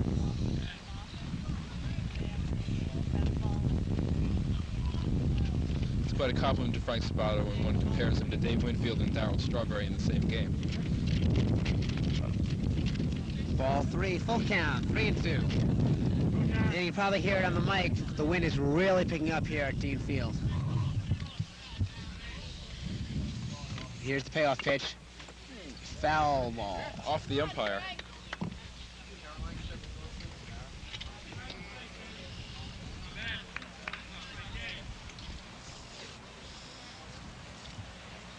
And here's the payoff pitch. Sabato, fly ball. Squiver into center field. And the center fielder makes the 3rd out. So at the end of 6 innings, the score remains the Raiders 9, Horace Greeley 1. We'll be back for what might be Greeley's last chance at bat. My name is Michael Laitman. I'm here with Alan Schwartz. We're here for the Raiders versus Horace Greeley at the top of the 7th inning with Greeley behind 9-1. And Peterman still on the mound going a full 7, hopefully. Inside, ball 1. Batter, David Weinstein, the catcher. Actually, we can't really be sure it is David Weinstein because we don't get the changes from the other sideline, but we'll just have to hope. Anyway, if this is David Weinstein, he has walked and scored and gotten a single and been forced out. Strike 2, 1 ball, 2 strikes. So Peterman trying to go the full 7 today and open up his record to 2 wins and 1 loss. And popped up, calling for his 3rd baseman. Nice play. So a fine cutout by it looks like, who is that, Alan? It's Dennis Garcia over at 3rd. Actually, excuse me, wait a minute. Is that Mathias back on 3rd base? No, I think it's... I can't see that far. I think that may be David Anders playing 3rd base there. We missed that At a substitution, we're sorry about that. So the substitution is Dennis Garcia now taking a rest. Probably because someone has to pitch in the next game. So coach resting him for the 7th inning.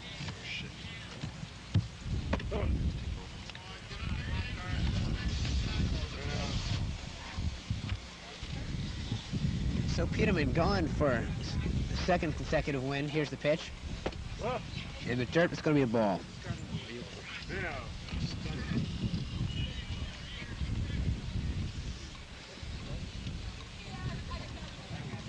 And number 6, Taws is up.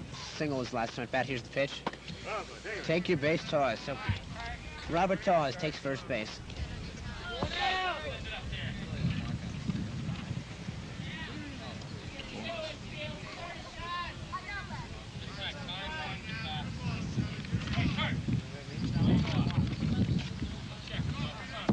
And now going to bat is Jody Kern. Jody single and struck out in this game. And takes the ball. So the Raiders 2 outs away from winning their last 6 out of 8 ball games, including the last 4 out of 5.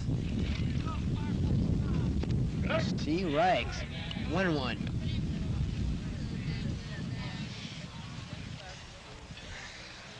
One ball, 1 strike, 1 out, man on the number 1 base, first base. And it's being the top of the inning. Beautiful diving play by Frank Levy. Double play at first base, and the ball game is over. The Raiders have done it. The Raiders' record advancing to 9 wins, 9 losses, and 1 draw. A beautiful pitch game by Kurt Peterman with 7 strikeouts. And as the Raiders revenge their loss against Horace Greeley last week, join us later on in the week as we bring you the second broadcast. Alan, it's been a pleasure broadcasting with you. And congratulations to the Outlook crew, bring you another fine game. So the Raiders have done it. Congratulations, Raiders. And a superb game pitched by Kurt Peterman. Frank Levy ending that game with a beautiful diving catch with the icing on the cake. Unofficially, that's a 3-hitter for Peterman with 6 strikeouts. And actually with that double play to end the game, the Raiders, I think, may have a streak going of double plays, consecutive games including double plays. And the highlights for the Raiders may be, well, going down the line, Ware had a RBI sacrifice fly. Rob Mathias was 2 for 3 with a double. Frank Sabato was hitless, unfortunately, but he did do a good job in center field, battling the sun and catching almost every ball that went out. Dennis Garcia was 2 for 4 with an RBI triple and scored. Frank Levy did end the game with a very nice double play. He was 2 for 3. He scored twice. Tom Andruzzi was 2 for 3 with a triple and a single. Kurt Peterman, the pitcher, had a 3-hitter on the mound. He walked and had a triple, an RBI triple, and did ground out once. Brian Blitz was 3 for 3. He had 3 RBIs and a double, scored once. And John Silverman rounded out the Raider attack with a RBI sacrifice fly. So all in all, a very, very team effort game. The star being Peterman holding off the Greeley offense, only letting up 1 run in the 7 innings. And that just is about it. Well, thank you, Alan. It's been a fine game, and I look forward to broadcasting with you next week. So until then, goodbye from Michael Laitman and Alan Schwartz here at Willard B. Dean Field.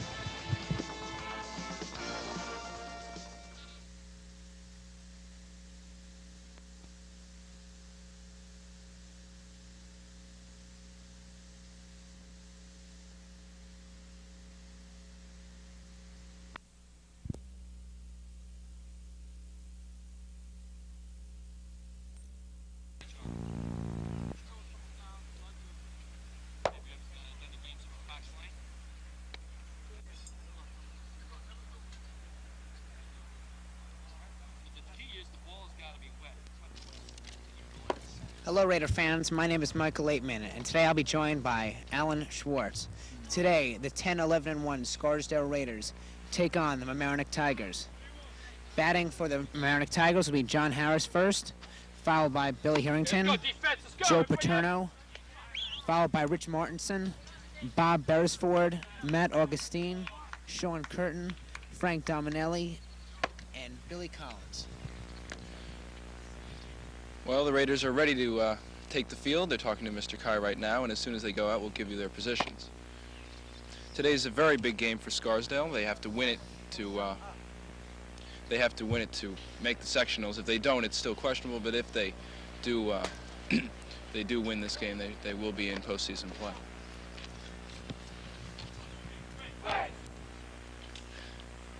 Okay, and in the field for Scarsdale, Tom Andruzzi will be starting pitcher.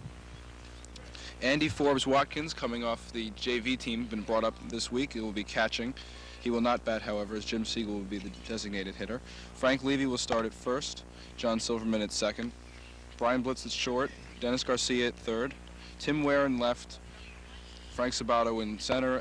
And Rob Mathias in right.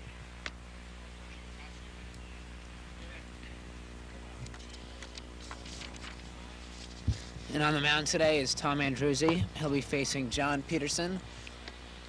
Peterson having a pretty good year at 5-2-1.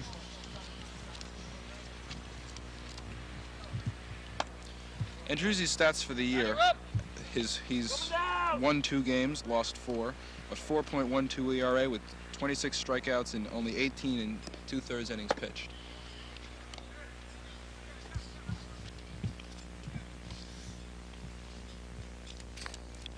Let's start off as a sunny day has become mildly overcast with not too much wind. The ball should take a good jump off the bat. And it's about time to play ball. Leading off will be John Harris, the left fielder.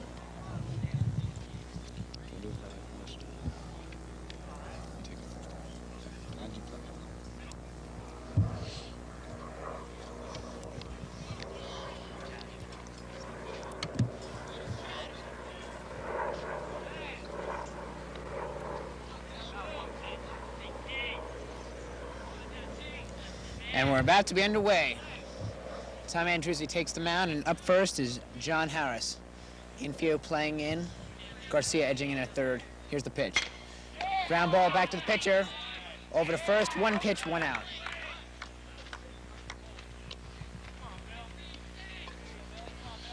And stepping up next will be Billy Harrington.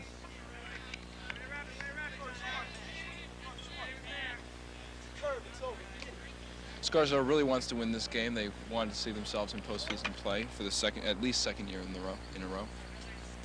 Last year they did not fare too well, however, losing their only game in the playoffs against Kingston. Ball low and inside.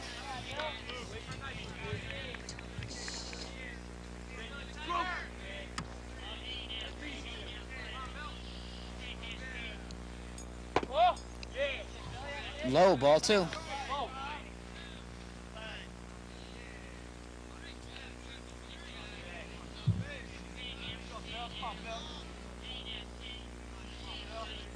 Here's the pitch. Low, ball 3. So Andruzzi falls behind in the bat at 3-0.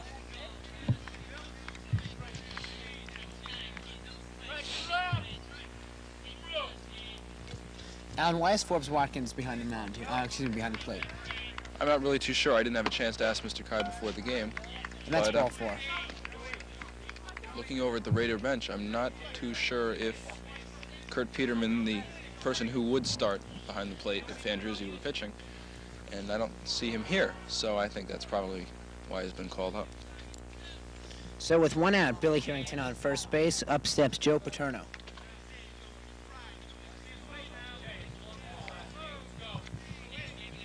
Mr. Kai informing Tom Andruzzi that the batter up now hit a long ball against them. Advises his outfielders accordingly. Strike 1, no play at first base. Counts 0-1.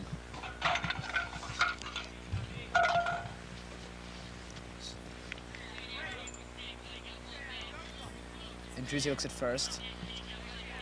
Finds his pitch. Delivers. Swing and a miss. And back first again, but no play. No balls, 2 strikes on Joe Paterno, the 3rd batter of the inning.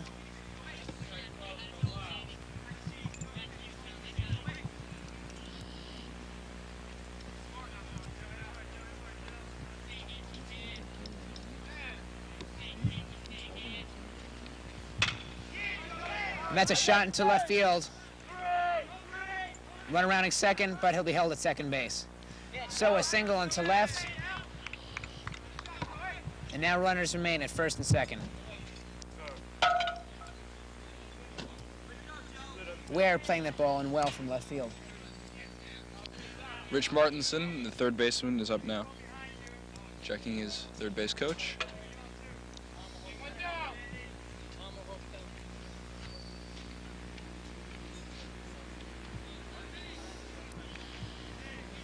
Billy Harrington taking a good lead off second base.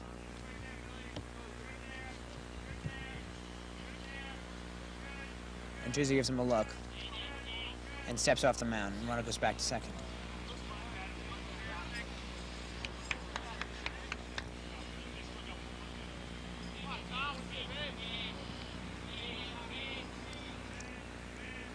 Here's a pitch.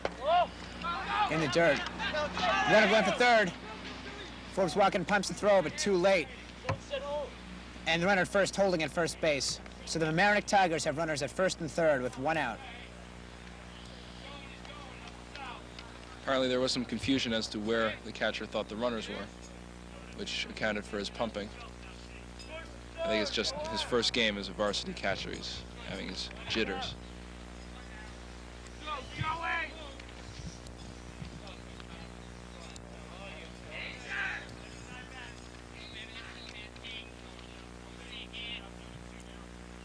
Here's a pitch. Strike one. Runner going to second, and Drizzy cuts it off. So runners at second and third with one out. We are here in the top of the first inning. The Mamaroneck Tigers versus the Scarsdale Raiders. So and Drizzy in a bit of a squeeze here with runners on second and third bases with only one out.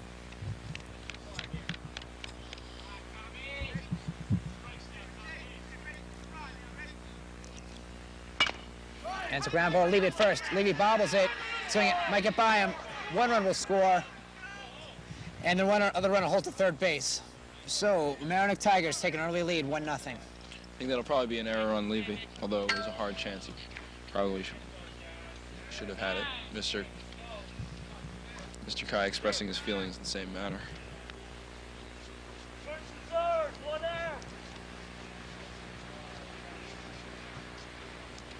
Runners at first and third with only one out.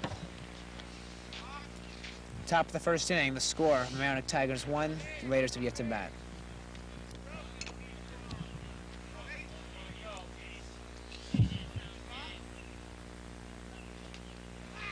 And Drizzy pitches to the plate.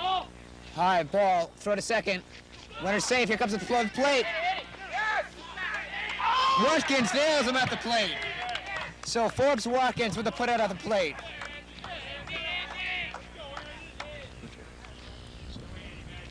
Sullivan with a bullet to Forbes Watkins at home. So Silverman with a beautiful throw at home base. Way ahead of the runner. That might help get Drizzy out of this jam. One ball.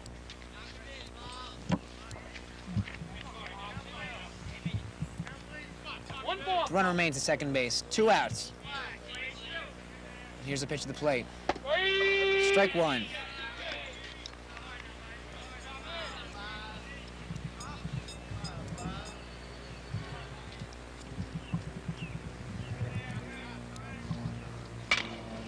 Ground ball. Silverman gloves it, can't get a hold of it. Here's the play at the plate. Safe at home. Throw to second. Nailed at second base. So that's 3 at the end of 1/2 inning. Mamaroneck leads 2-0.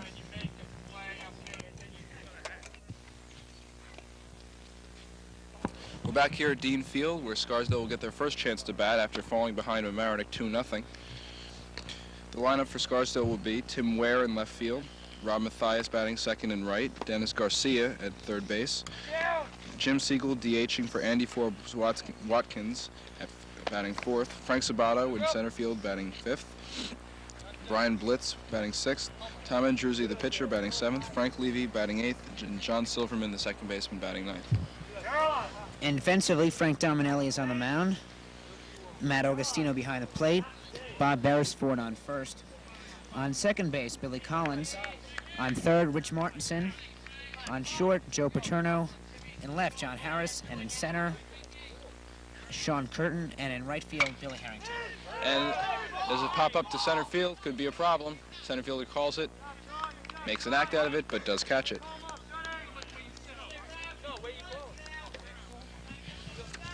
Here's Rob Mathias, who for the season is batting .381 with 15 runs scored and 11 RBIs.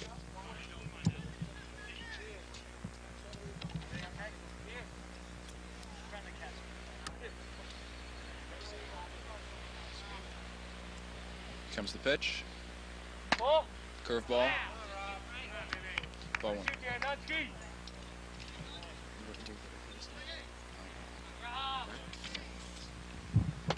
Low ball two.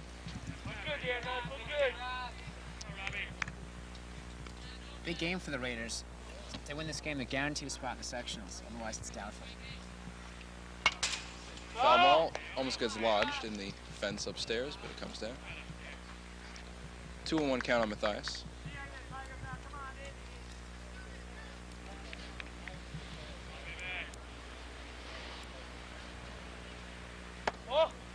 Good eye by Mathias. Now 3-1. I think in response to the fielders last inning, it's a pattern for the Scarsdale not to be. Oh, we'll get back to it. Strike two. Now full count on Mathias. Getting back to the first inning, first half of an inning. Scarsdale seems to make the mental errors in the first couple of innings and puts them down. Frequently, they do come back. That's the kind of ball forward to Mathias. That's the kind of way in which Scarsdale falls behind. And Mathias earns a free pass, so Robert Mathias is the first base runner for the Scarsdale Raiders. Here's Dennis Garcia, who has been the offensive leader of the team. He's batting .490 with 9 runs scored and 13 RBIs, and is team leader with 2 home runs. Dennis is affectionately known as Mad Dog. Yes.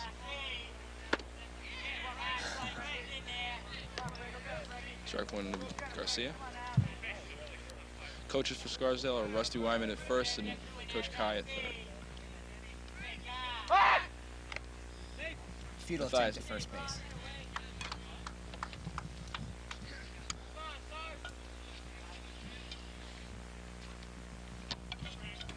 Mathias could lead off first base. Strike two to Garcia. Seems to be swinging a little too up. Perhaps looking for that long ball. Yeah. I don't think he'll hit too many in Scarsdale, though. Woods are too far away. It'll be a real long ball. Curveball, now 1 and 2.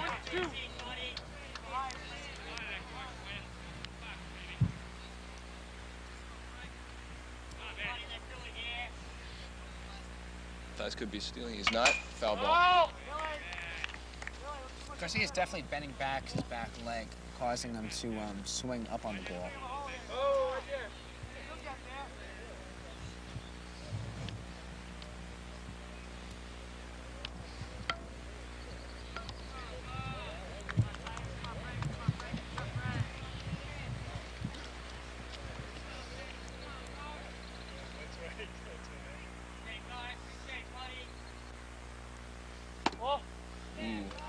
Close.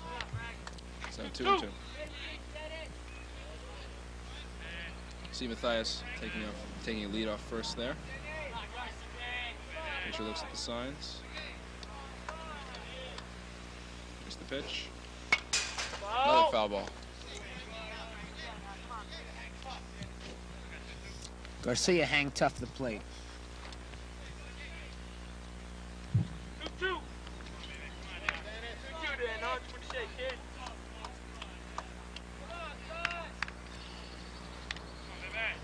And Mathias gets the signals from the first base coach. Ground ball for shortstop, could be a double play, over to second, back to first. Safe for first. Garcia runs it out.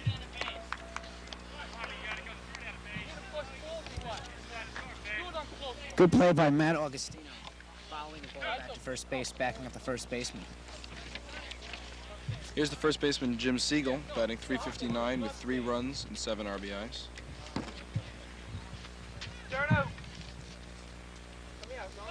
Siegel's DHing today for 4 blockings at the JV catcher has been moved up to varsity.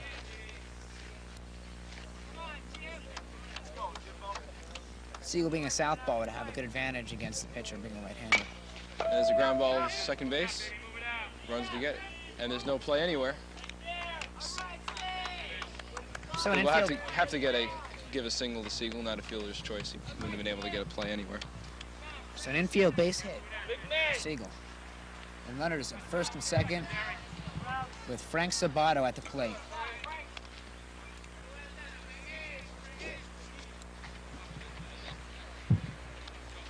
Frank checks the signs from Mr. Kai.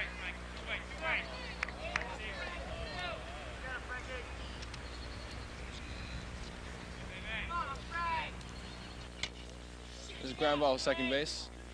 Kai gets it, throws it over to first, and that's the inning. And at the end of 1, it's Mamaroneck 2, Scarsdale nothing.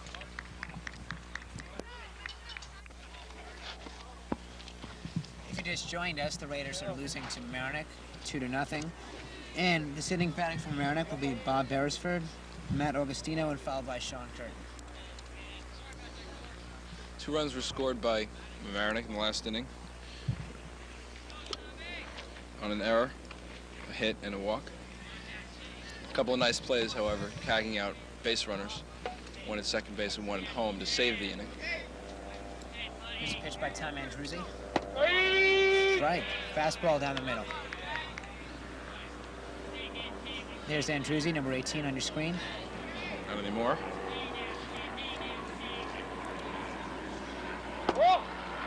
Ball. Counts evens at 1-1.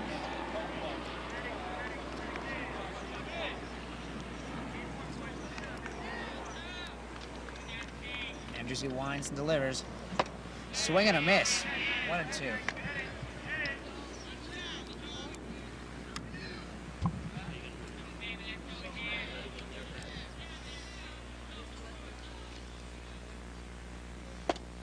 Strike 3. For Andruzzi, that's now his 27th strikeout of the season, and only about 20 innings pitched.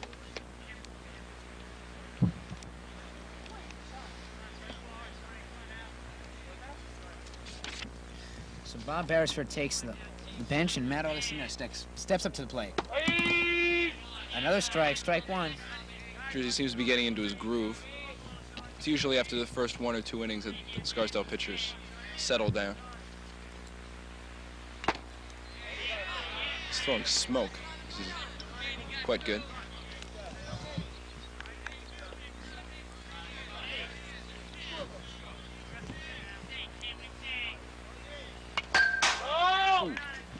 Augustine stays alive. Foul went off. Its count remains at 0-2.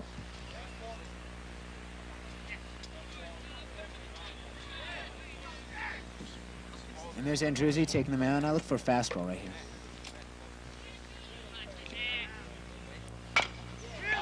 Ground ball. Fielded nicely by Blitz. 1 away. Excuse me, 2 away. And if you're scoring, that's 6-3. Blitz over to Frank Lee at first base. Here's Sean Curtin, the center fielder.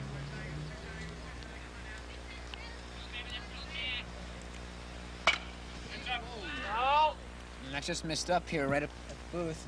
Foul ball.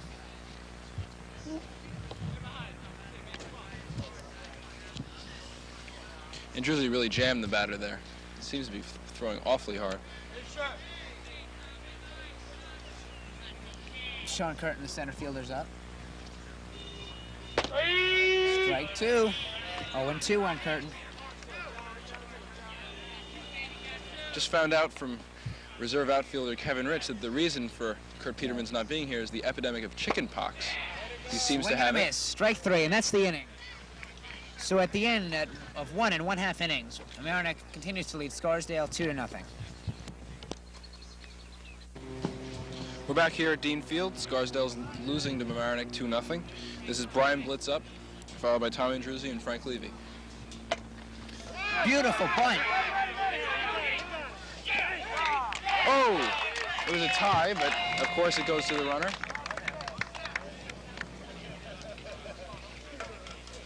Blitz, an excellent contact hitter, fooling the infield by laying down a beautiful bunt.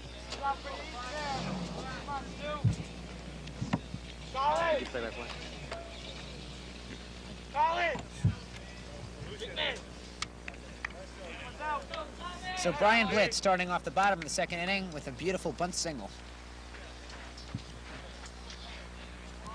Here's Tom Andruzzi, the pitcher. His batting average for the year is .311 with 14 runs, 13 RBIs. Low, ball one. Looking to help his own cause at the bat here.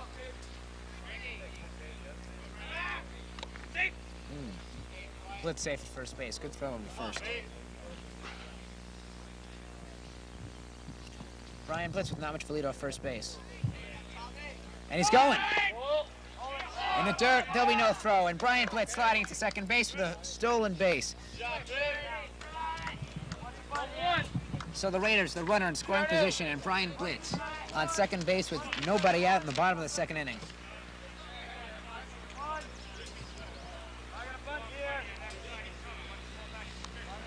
That's Brian's 10th stolen base of the season.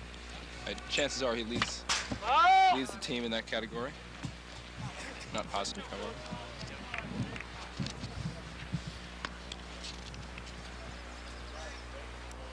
The pitcher, Frank Dominelli, seems to be the pitcher on the mound seems to be somewhat rattled, having a man on second base.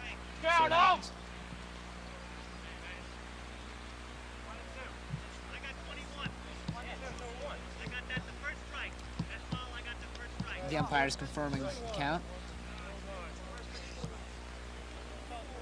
You see the really nice box we have down there in the bottom right-hand corner where you get to see the guy at second and also the batter at the same time. There's a problem with the count here. I think the umpires are a little confused.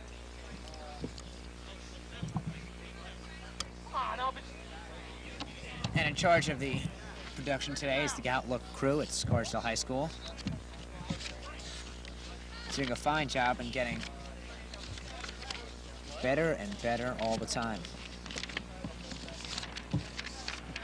During the small discussion we have here, our producer is Mr. George Cousins.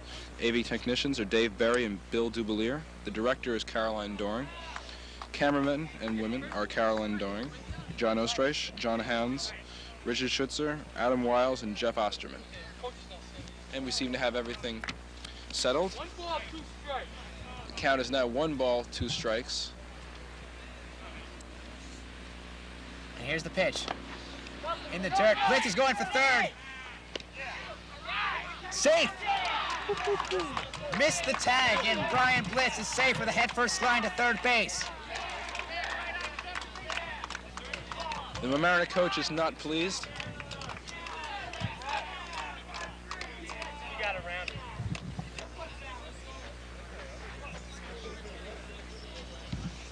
And our third base camera catching that beautifully. You saw how the third baseman totally missed the tag.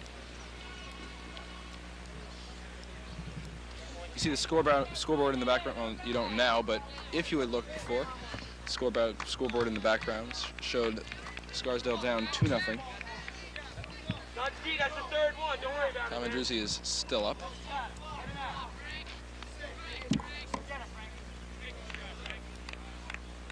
We have switched coaches here. Kevin Rich is now at first base.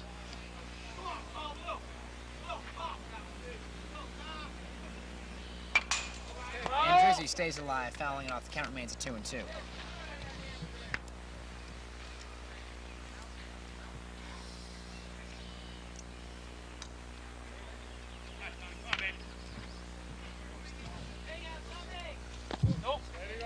In the dirt, count's full of 3-2. Nobody out here in the bottom of the second inning with the Raiders with a chance to put some runs on the board. Andruzzi swing and a miss, and 1 out. And stepping up is the veteran Frank Levy. Levy's stats for the season: he's batting very even 300, 8 runs scored, 3 RBIs.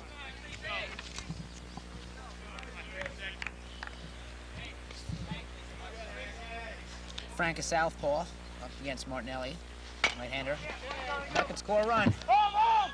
They're going to the plate. Safe at the plate. And Levy's safe at first base.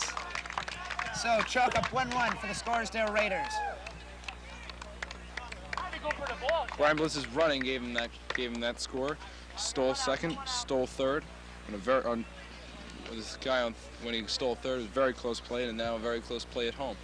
So the speed of Brian Blitz, really an asset to this ball club. Levy, being a left-hander, pulled that ball towards first base. Alan, if you think he hit it down third, do you think Blitz would have taken off for home? No, not at all, because it's just the basic rule of baseball that if you pull it to the right side of the infield, then the guy on third will go, but not if... And Silverman fouls the ball off bunt. But if the ball is hit to third base, the throw will be right in front of the runner when it comes. But if it comes from the right side of the infield, when the catcher catches the ball, he's going to have to turn around about 45, 50, 60 degrees and tag out the runner. It takes time. And also, great chance of him missing the ball.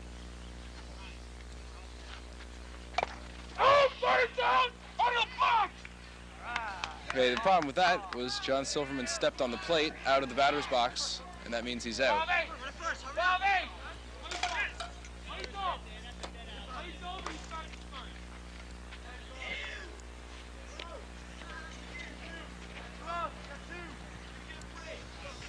So, as you would say, Alan, a rather strange turn of events. Oh, yes. The Raiders now have 2 outs in the bottom of the second inning. I believe, although I'm not positive, you should give Silverman a strikeout. Strikeout and a put out to the catcher. Not too positive, however. And that strike went on Tim Ware, who flied out to center field in the first inning.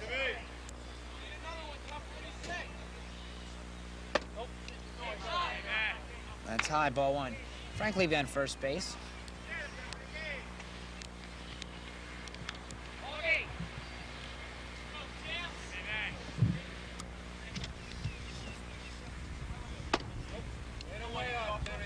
Ball outside. Count is at 1-1.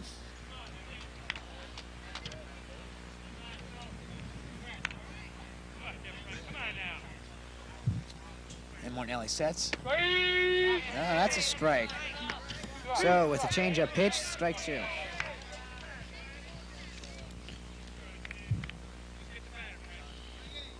Number 32, Frank Dominelli on the mound. Here's the pitch.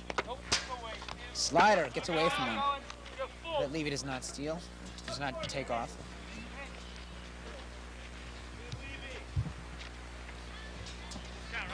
Levy is a smart base runner, not a great deal of speed, but a very smart base runner.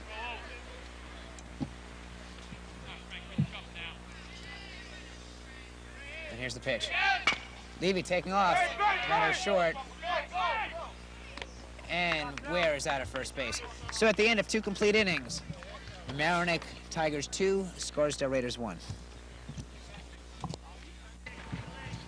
If you just joined us, my name is Michael Laitman. I'm here with Alan Schwartz. We'll be heading into the top of the 3rd inning with the Mamaroneck Tigers leading the Scarsdale Raiders 2-1. And John Peterson, the DH, for Frank Dominelli at the bat, and I'm at the low, ball 1.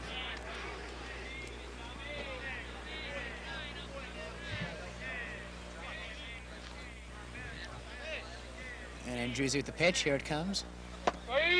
Strike. 1-1. Andruzzi had 2 strikeouts last inning.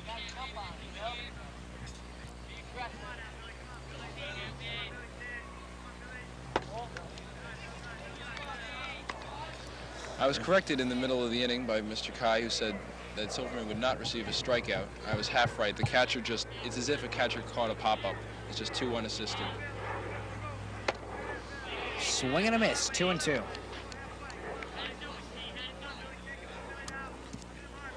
And Andruzzi seemed to be getting a more potent fastball as the innings go on. Let's see what we can do here. There's our fastball. Swing and a miss, strike 3. So Tom Andruzzi with his 3rd strikeout of the game. Around the horn, and Levy over to Garcia and back to Andruzzi. Here's Billy Collins, the 2nd baseman. He's the last batter in their lineup. After this, we'll go back to John Harris. who grounded out in the first inning. Ball outside.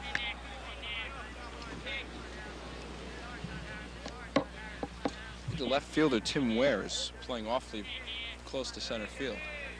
Probably because of the weakness of the ninth batter.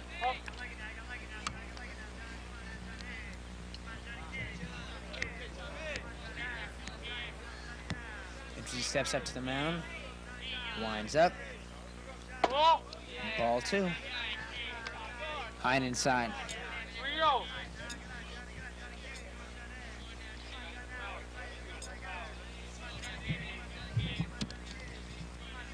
Andruzzi gets the pitch he wants from Watkins, confirms it. Ball 3. Excuse me, ball 4. And Billy Collins gets a free pass to first base.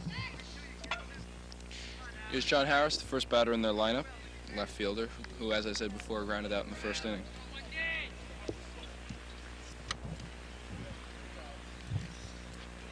Andruzzi stepping off the mound.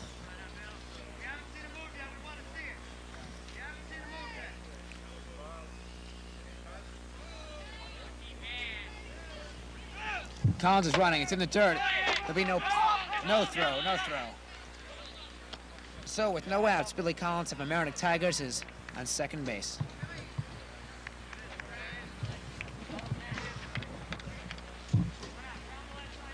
One out, Billy Collins on second base.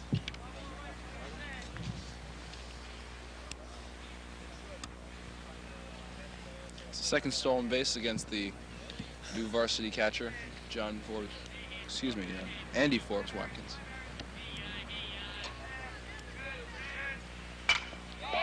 Shot into center field. That's going to be in there. Sabato throws it in, cut off by Levy. No, Levy cut off by Watkins. Throw to the second. Nailed the second. Here's the throw home. Safe at the plate.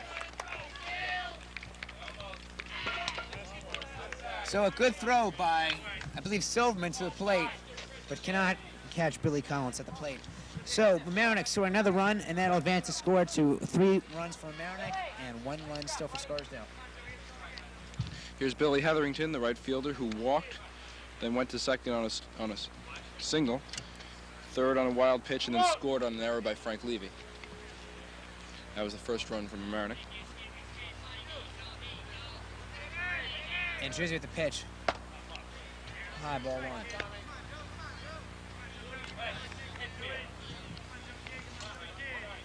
And Mr. Kai shifting the infield over towards third base. Andruzzi delivers. Ball 2.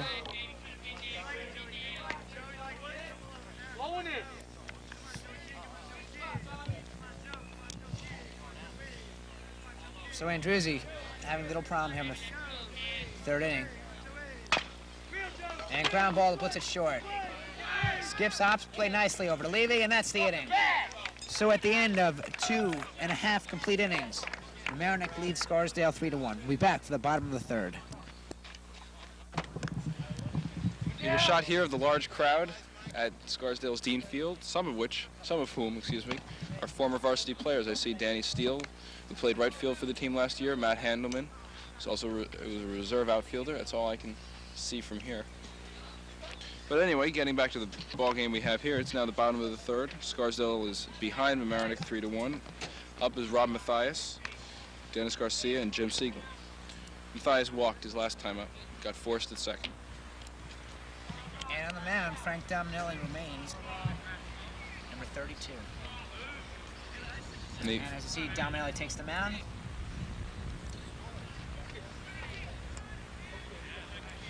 The frequent rotation of first base coaches continue as David Anders has taken over the post for this third inning. And there you see Robert Mathias, number 20 on your screen. Long ball in right center. That's over the right fielder's head. Mathias is going for extra bases. He's going for 3. No. So Mathias, he started to head for third. On the advice of Mr. Kai, the third base coach, stayed for a double. So the Raiders getting off to a good rally in the third inning with Mathias on second base and nobody out. And up to the plate is Mad Dog Dennis Garcia.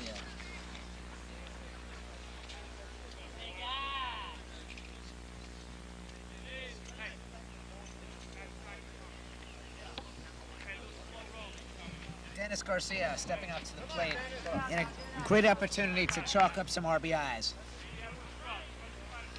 Mathias leading off second base. Here's the pitch. Low, ball one.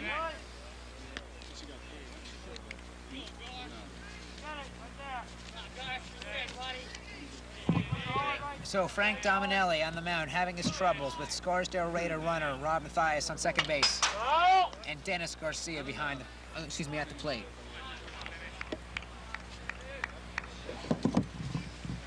You can't hear me, can you?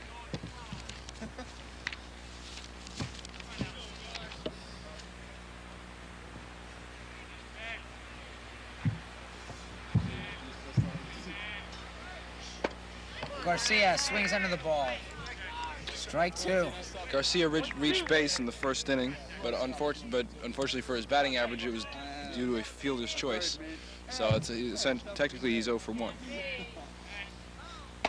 And chasing the very hard to reach 500 mark for the season. This will probably be his, well, depending on whether, actually for the regular season, he's chasing the 500 batting average mark, the elusive 500 mark. Dennis, drop west to second baseman. They're going to stop him at first, though. And Mathias advancing to third. Heads up by Rob Mathias.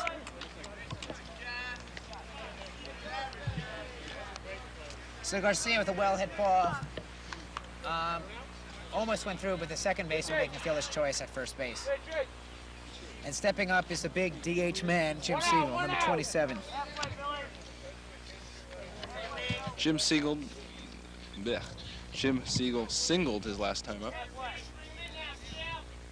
Here's the pitch. Low, ball one.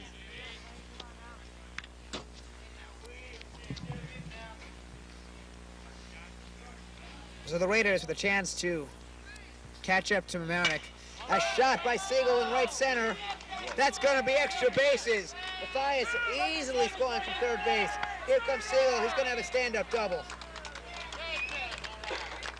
So Mathias has scored a double earlier in the inning, is brought home by Jim Siegel with a double in the same place where Mathias hit it. The big right center gap. And the Raiders advance on Mamaroneck. The score now 3-2. Jim Siegel, that was his 8th RBI for the year. And Rob Mathias' 16th run scored. He trails Tim Ware for the team lead. Ware has 17. And the big 0-0, Frank Sabato stepping up to the plate. Frank Sabato looking for a hit. Here's the pitch. Sabato takes it. High, ball one.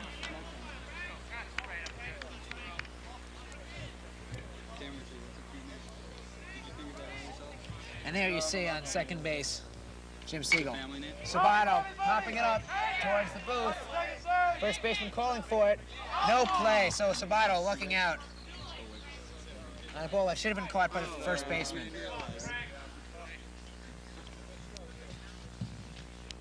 Sabato getting just too much under that pitch, and the count is now 1-1.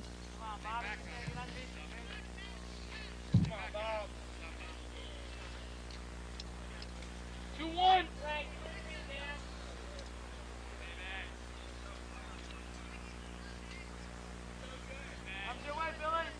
Here's the pitch to Sabato. Nicely hit. Siegel's rounding third. Sabato's going to have a single, and Siegel holding at third base. So runners at first and third. Jim Siegel on third base. Frank Sabato on first. One out. The Raiders behind 3-2 with an excellent opportunity to score right here. Here's Brian Blitz, who's running, gave the Raiders their first score in the second inning. He got on base with a beautiful bunt single. With runners to the corner and Sabato on first, an excellent opportunity for Frank Sabato to steal.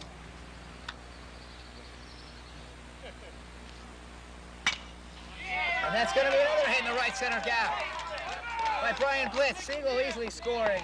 Sabato holding at second, and the score is now tied at 3-3.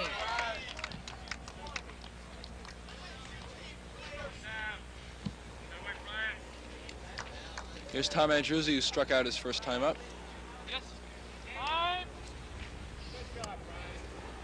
And now, after 4 hits in 1 inning, the manager coming out to talk to Frank Dominelli on the mound.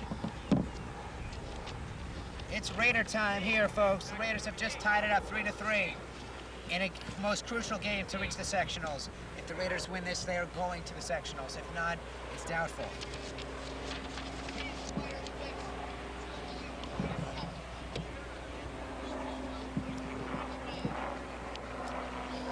And the sun coming up one more time. And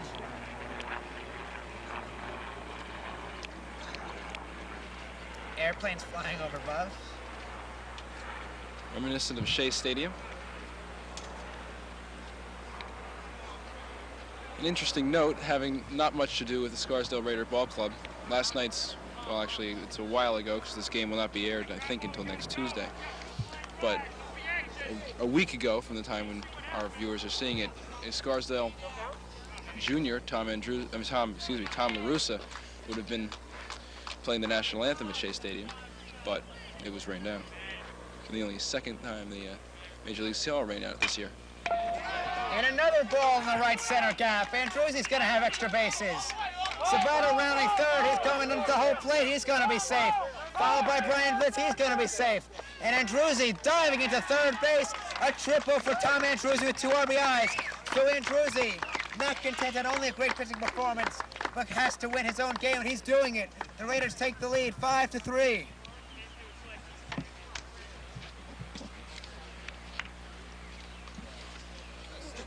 Tom Andruzzi with a beautiful shot, and another one in the right center gap. Getting him a 3-bagger and 2 men scoring. Frank Sabato followed by Brian Blitz. And the Raiders are now ahead 5-3.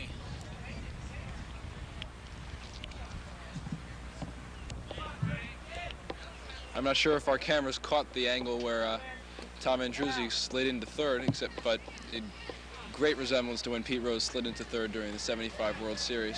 That essentially, at which point the baseball media coined him Charlie Hustle. And now Frank Levy, the first baseman at the bat. Count 0-1.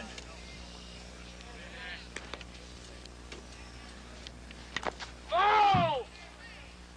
Frank tips the ball, 0-2.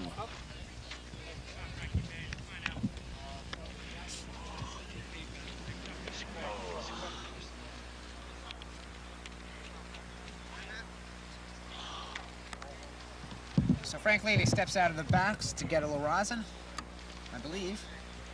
There's a little dirt. It's cheaper. It's dirt cheap. Boo.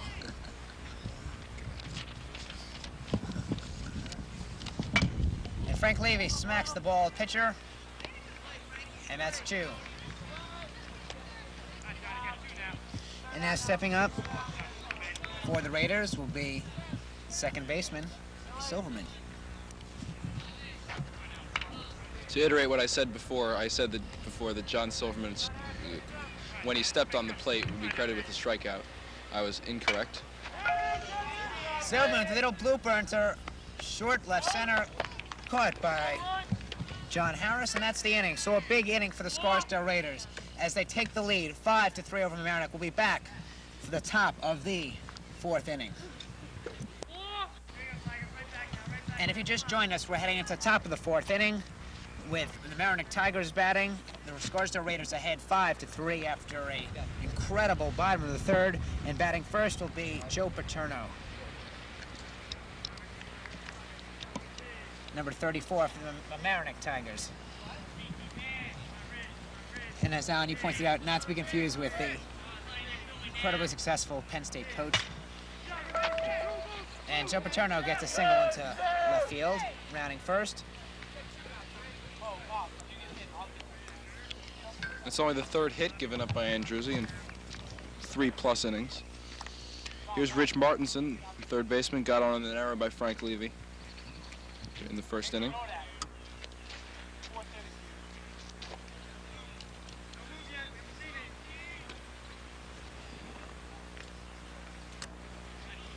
Andruzzi sets, play to first, but Joe Paterno is safe at first.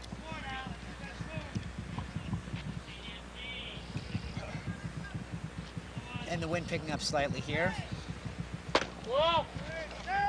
Throw at second base, they got him trapped. Paterno's gonna be tagged out. Classic rundown. Levy tags him and run away. So at the top of the fourth inning, an early out. Joe Paterno trapped between first and second and being eventually tagged out by Frank Levy.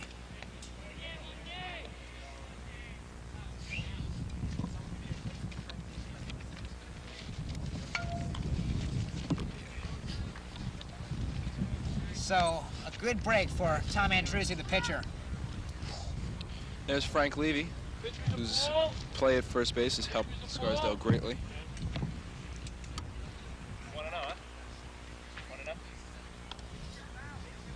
And the base is empty, and stepping up now is number 35, Rich Martinson. Rich Martinson, the big right, bats right, throws righty. And Andruzzi's done classically well against right-handers. Let's see what happens here. Here's the pitch. And opposite field hit. Being run down by Mathias. He gets by him. And that's going to be extra bases. Rich Martinson rounding second. They might have him trapped between second and third. Throw by Sullivan. They got him at third base. No doubt about it. So Dennis Garcia tagged him out on the throw by Sullivan to third. If you're scoring that, that's 9 from Mathias over to 4 to Sullivan and back around to 5 at Garcia. Outstanding throws from the Scarsdale defense. It really helped in this game. And there you see some of our opposing team's bench. And there's Mr. Kai instructing his players. High, ball 1.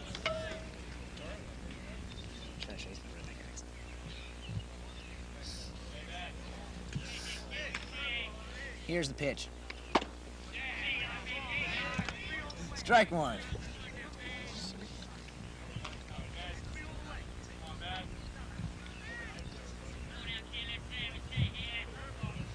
Here's the pitch. First base umpire says he went for it. Strike 2.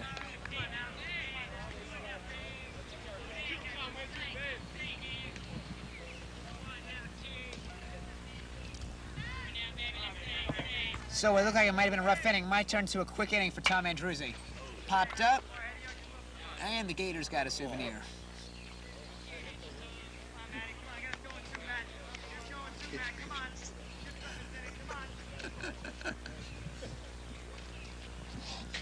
Yes, those famed alligators in the Scarsdale Brook. The baseballs have great nutritional value. And here's the pitch.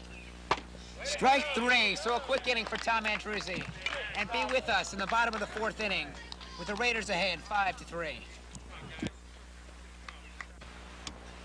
Here we are in the bottom of the fourth inning, Scarsdale up. It's the top of the order, Tim Ware, Rob Mathias, and Dennis Garcia.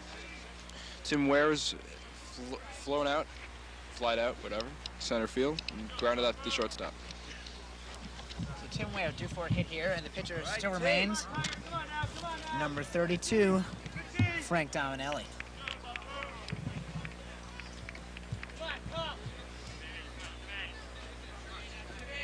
And see that beautiful split angle. And here's the pitch. Ball 1. The fourth first base coach for Scarsdale in this game, Chris Knopp.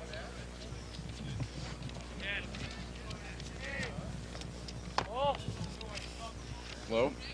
Ball 2.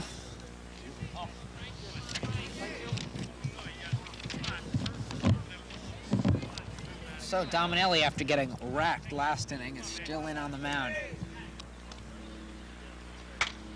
And Tim Ware at the short fly ball around second base. Shortstop calling for it, and that's 1 out. Here's Ron Mathias, who's double in the third inning, started off the rally.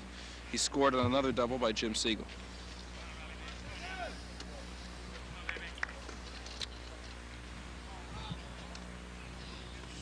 And Mathias with a good contact hitter, especially to the opposite field. And it's kind of interesting to see that the right fielder's playing him so wide.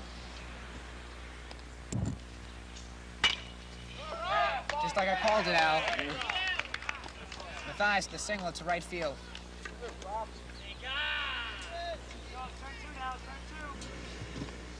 Here's Dennis Garcia getting back to his chance of hitting 500. It's relatively low right now. He'd have to go 3 for 3.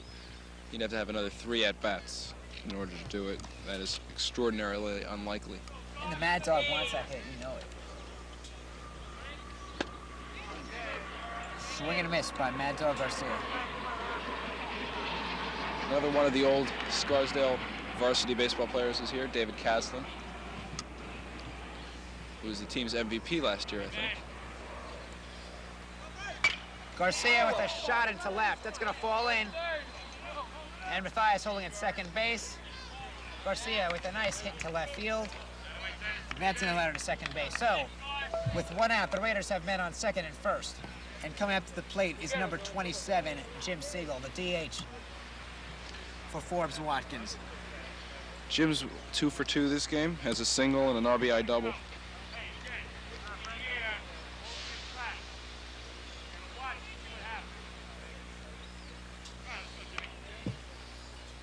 Mathias, the good lead off second base.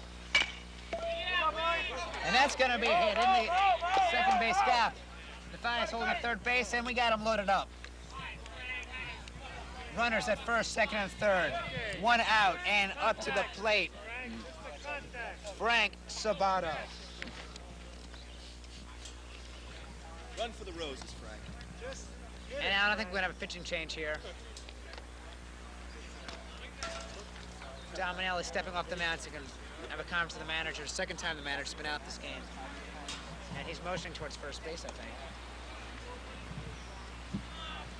Extraordinary number of Scarsdale's hits, although they do have 2 lefties out of 9, except a vast majority of their hits have gone into the right field gap.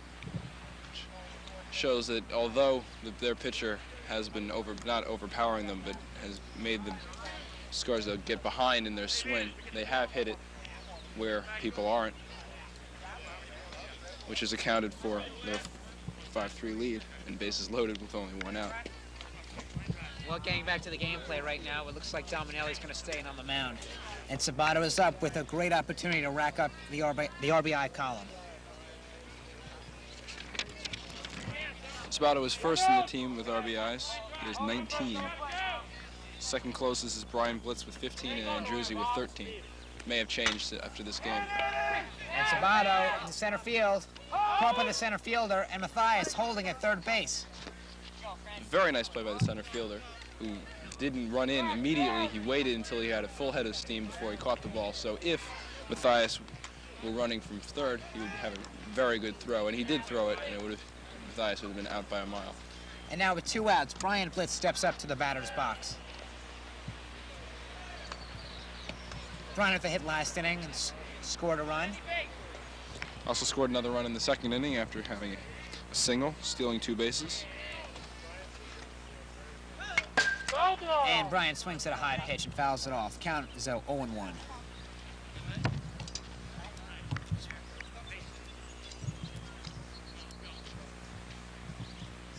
So the Raiders with an excellent scoring opportunity with bases loaded and Brian Blitz at the plate.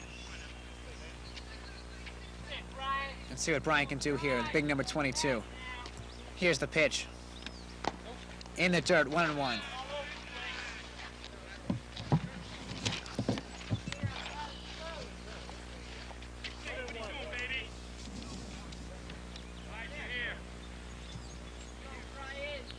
Again, so even at 1-1. Ground ball is short. Fielder's choice over to first base. Just nailing Blitz, and that's the inning. So at the end of 4 complete innings, the Raiders still lead 5-3. We'll be back for the top of the 5th. And my name is Michael Laitman. I'm here with Alan Schwartz for the top of the 5th inning. And the Raiders lead 5-3. Tom Andruzzi still on the mound, pitching a fine game with 4 strikeouts and giving up only 2 earned runs so far.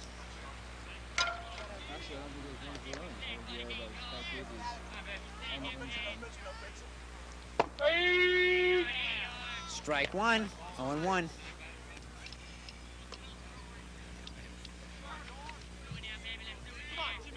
Andruzzi sets. Swing and a miss, strike 2. Looks weird when it's coming through here, man.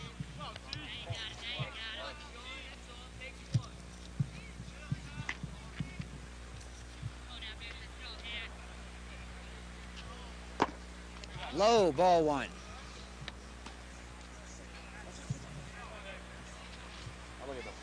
There you see Andruzzi on the mound. Tom Andruzzi pitching a great game so far. And here's another pitch. Popped up toward us. Frank Levy, the first baseman, calling for it. And that's one away. So here in the top of the 5th inning, the Raiders get an early out with Matt Augustino popping up to the first baseman.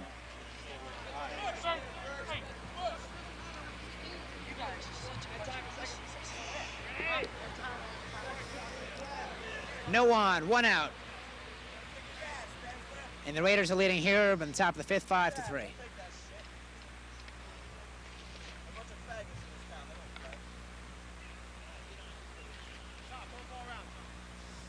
And the play being held up for a while the coach scolds the manager scolds the first base coach for apparently trying to distract Frank Levy when he made that nice put out at first base.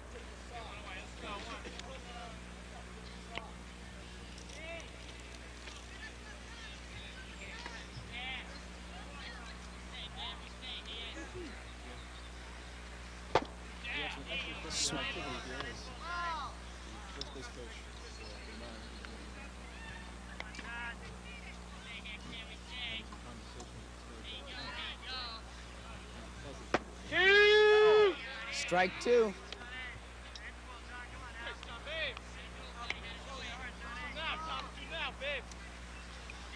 And Andruzzi ahead on the batter, 0-2. Here's the pitch.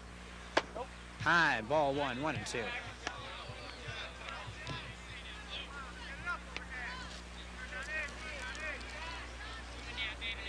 Andruzzi looking for his 5th strikeout of the game. Here's the pitch. Low. We count evens at 2-2.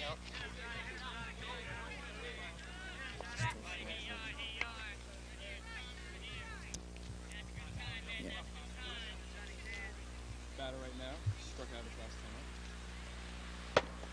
High, ball 3. So Andruzzi getting ahead on the batter, 0-2, is now falling behind. Full count, 3-2. Here comes the payoff pitch. In the dirt, take your base. So Sean Curtin getting a free pass over to first.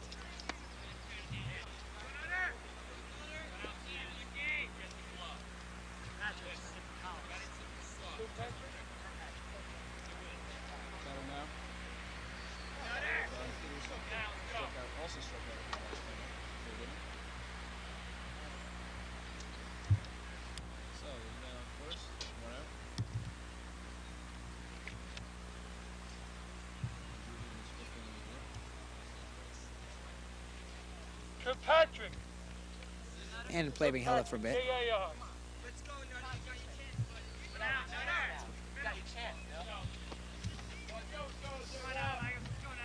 come on, Bill. What do you say, Bill? Runner on first base being Sean Curtin. 1 out, top of the 5th inning.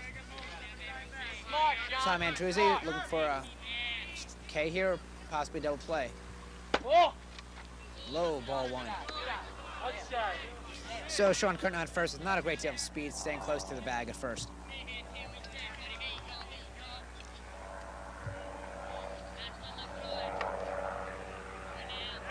Andruzzi with a nice move to first base, but Curtin easily safe.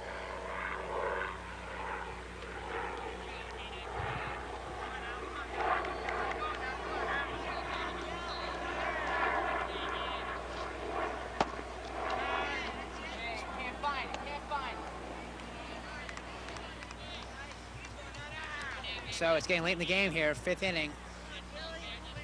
But Andruzzi's arm still seems to be holding up pretty well.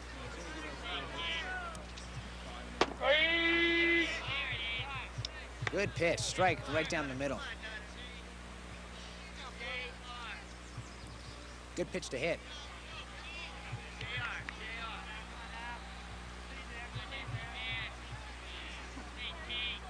Andrews, he steps over to first base. And Sean Curtin is safe at first.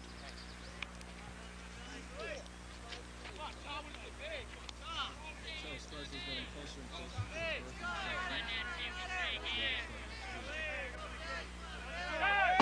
Runner going, swing and a miss. Oh, it's got a little fake me out there, Alan. The runner started to go for second base. Watkins pumped the throw, and the runner quickly went back to first. Go ahead now, watch close. Go ahead.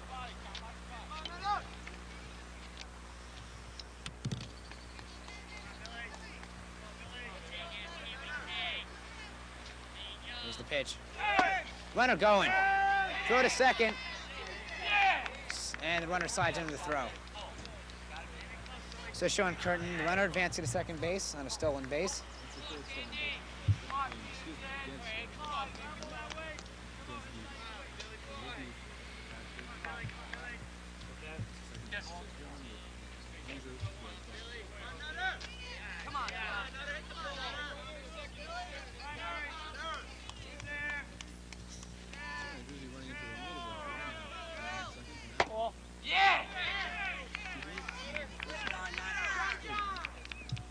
John Peterson, the DH, getting a free pass on that, and Coach Robert Kai is going to step out and have a little talk with Tom Andruzzi. Andruzzi pitching a fine game so far, though.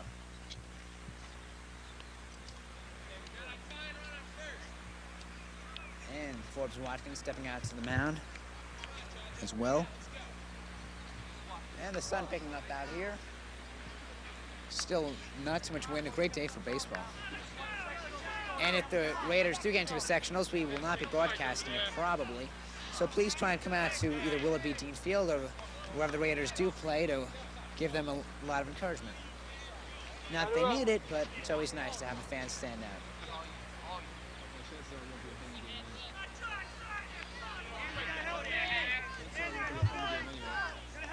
Help him out, Bill. Hold on. Go for it, Bill. What are you doing? Come on, Bill. The Raiders now, I believe, 10-11 with one upheld game.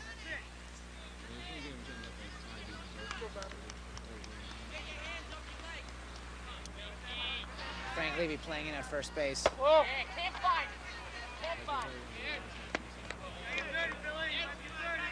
Alan, would you look for a double steal in a situation like this? Being that's 5-3 in favor of the Raiders, getting late in the game, fifth inning.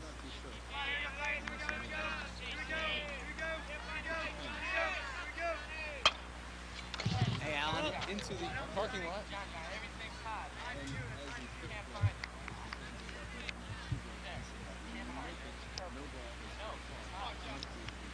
1-1. We'd love for you to come out to see the games, but just don't park in Willoughby Dean Field parking lot. You might win a souvenir to the hardware that. You can do that. That's what I mean. Andruzzi stepping off the mound. Right fielder, Mathias, Come on, Tom. Stay base. 30 seat, number 37 meeting on first. And Billy Collins, second baseman, at the plate. Here's the pitch. Another pop foul. The other one come back? Thank you.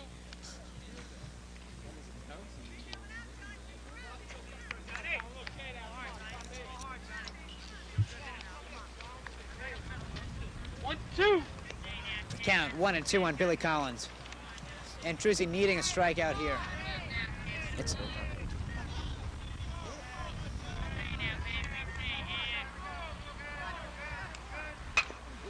and a fly ball, short center. Sliding catch by Sabato. Oh, throw a little off to Sullivan, and the runner is safe at second base. So Frank Sabato with a dramatic sliding catch in center field. And I believe the runner at second base might have injured himself on the slide. Gloves was a little too high, and while Brian Blitz was up, while they were up in the air, And now Andruzzi getting out getting out of a little bit of trouble with 2 outs. But leading off is the, or should I say batting, is the leadoff hitter, John Harris, number 14, playing in position number 7, which we know as left field.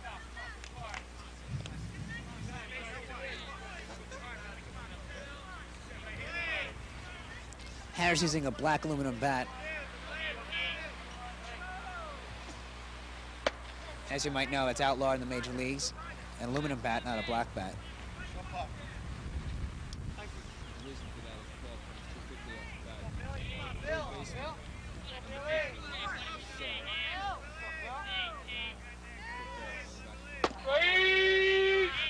Nice pitch by Andruzzi. 2-1.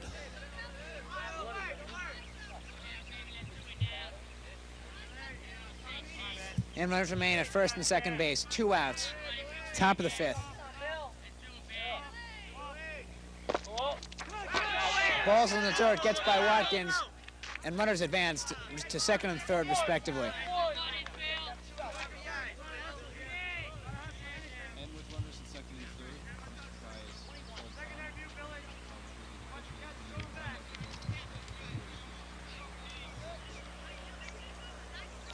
That's because there's no threat to steal, right?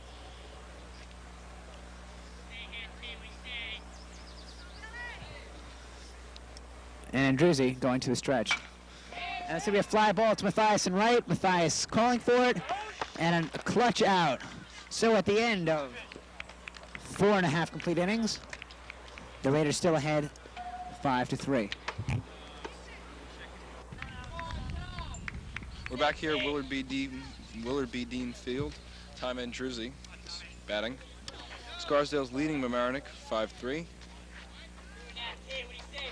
Thomas struck out in the second inning and had a 2 RBI triple back in the third. He will be followed by Frank Levy and John Silverman.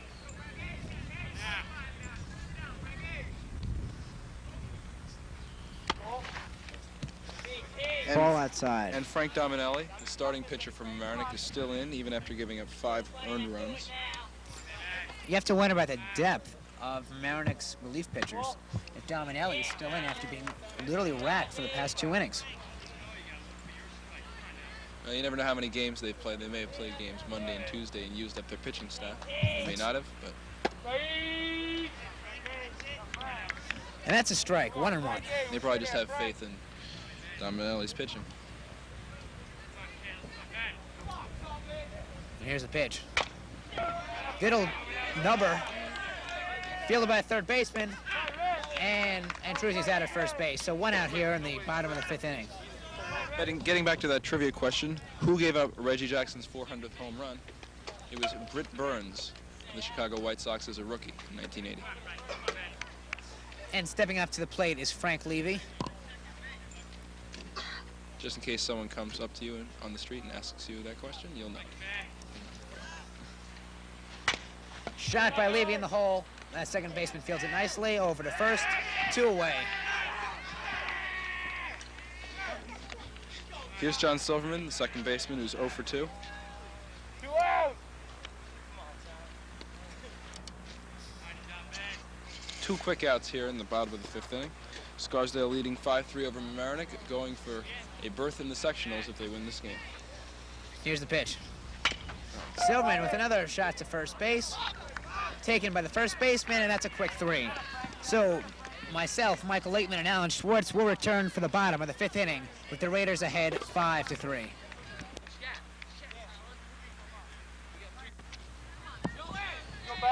My name is Michael Laitman, and I'm returning with Alan Schwartz after 5 complete innings. The Scarsdale Raiders still lead 5-3 over the Mamaroneck Tigers. Batting this inning will be Billy Harrington, Joe Paterno, and Rich Martinson. And still on the mound for the Raiders is Tom Andruzzi, who's pitching a fine game. He's only let 4 hits so far. And there's a strike. Strike 1, 0-1. Let 4 walks, however.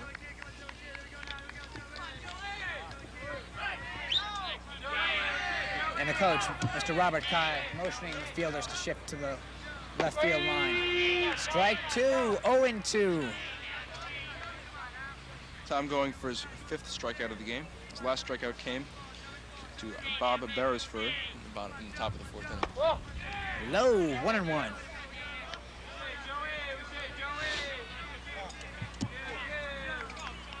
There you see the Raider fans lining up. Very good crowd here. Ground ball, Garcia at third, fields it nicely, over to Levy at first. That's 1 away. So 1 away in the top of the 5th inning. The Raiders ahead 5-3, and stepping up will be Joe Paterno for the Mamaroneck Tigers.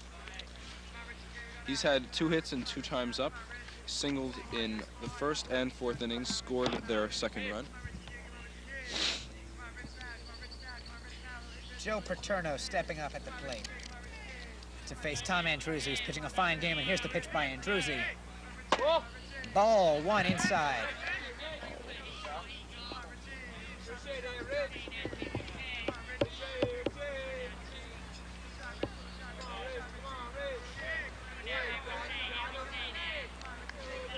Andruzzi sets, delivers. Ski right, 1-1.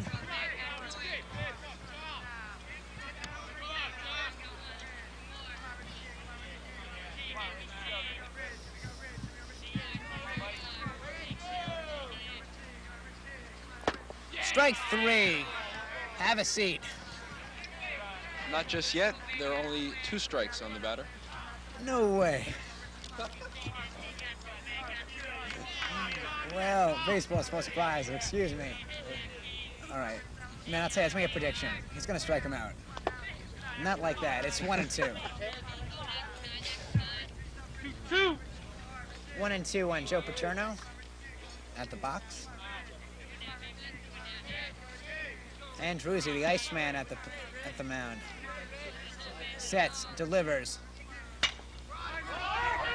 And a bit of looper into short center. Sullivan calling for it. We got 2 away.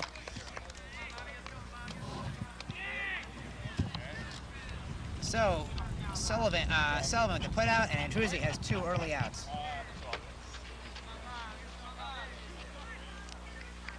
Silverman with the put out.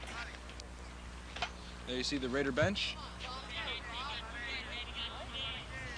And here is Rich Martinson, 3rd baseman, got on an error and doubled in the 4th inning.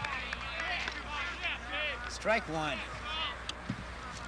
Ball game has really sped up in the last couple innings. And 6 consecutive outs for both teams. High, ball 1, 1-1.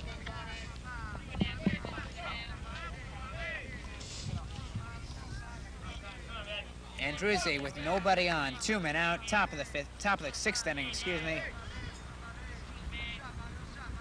Ooh, high, ball 2, 2-1.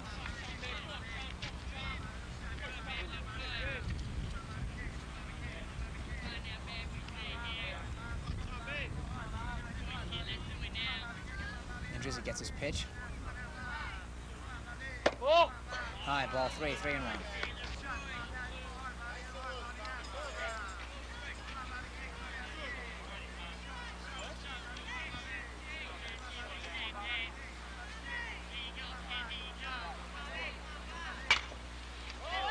High looping shot called off by Tim Ware and left, and that's 3. So we'll be back in the bottom of the 6th inning as the Raiders continue to lead Mamaroneck Tigers 5-3. And we have a quick pitch over to shortstop, and Tim Ware beats it out. Another tie, which goes to the runner. Sorry we couldn't get that to you sooner. That was Tim Ware. Rob Mathias is now up. Dennis Garcia will follow.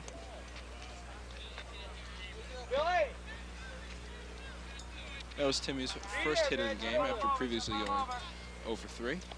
And here's Rob Mathias, who was 2 for 2 with a walk and a double. Ware with good speed, always a threat to steal. And in this situation, Alan, I think we need some more insurance runs to put this game in the bag. Yeah, you could see Ware run. And a foul bunt by Rob Mathias. Runners will move back. In the bottom of the 6th inning, hopefully the last opportunity the Raiders will have to bat. For that, I mean the Raiders are leading, and being that this is a 7-inning game, if the Raiders keep the lead up till the middle of the 6th inning, they will walk home with a victory, which will place them in the sectionals.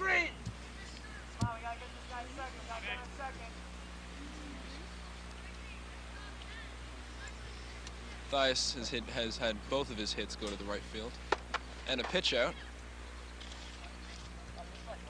Runner does not go. Interesting, there was no coverage at second base there, really. I think the reason for that was the shortstop was caught off guard because the second baseman moved in to cover for the bunt, cover at first base, and the shortstop was asleep. And Mathias feints the bunt, and it's called strike. So the count's at 1-2. Bill, hey, Shields, Bill, you got him.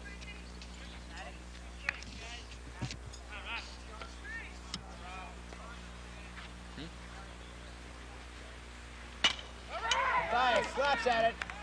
In the gap, Weir heading towards third. Here's the throw. It's going to be close. Weir sliding in. Weir is safe. And Mathias will get first. So Raiders with runners at the corner. The bottom of the sixth inning. Raiders ahead 5-3. Runners at the corner. Weir at third. Mathias on first base. And once again, the manager's coming out to talk to Dominelli, the pitcher. That was Mathias' third hit to right field. Goes very well with the pitch. And now another time for a trivia question. Which batter in the American League led the league in batting with the lowest average? Yeah, just to define that for our viewers. When you say batting, what do you, how do you define that? Who led the league in batting with the lowest average? In other words, who had the highest average in the league, but still, but was a extraordinary low average as far as the normal seasons go. Okay, let me think about that. Get back to that later. Is it recent? Recently, Alan? Was that the past 10 years or before that? No, it's past 20 years. I will say Pete Rose. Well, we'll let you viewers think about that for a little bit. Keep Mike in suspense over here, who really wants to know what the answer is. Seriously. And we seem to have a new pitcher here. We don't know his name. And in this opportunity, let us once again thank the Outlook crew of Scarsdale High School, who consistently do a fine job with their fantastic audio and visual work here. Go there, try to overhand. Well, Frank Dominelli pitched 5 innings plus 2 extra batters without getting it out here in the 6th.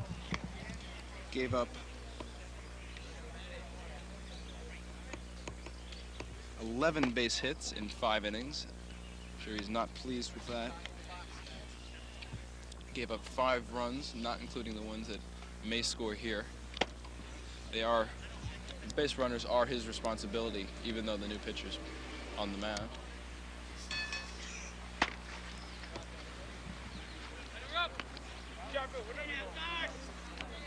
The answer to that trivia question was in 1968 when the Major Leagues had an all-time low of a total batting average of around 230. Carl Yastrzemski of the Boston Red Sox, who later played in the World Series, actually no, excuse me, the year before played in the World Series, he led the American League in batting with a 301 average. Extraordinarily low for a batting leader.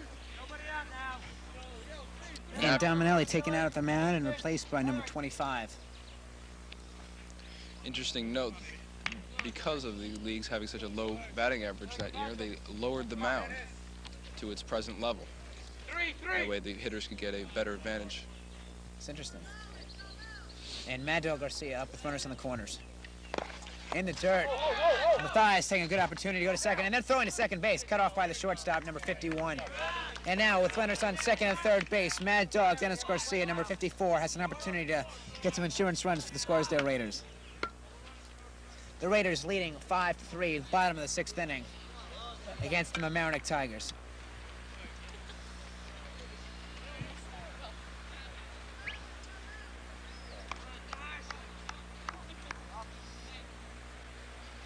Here's the delivery.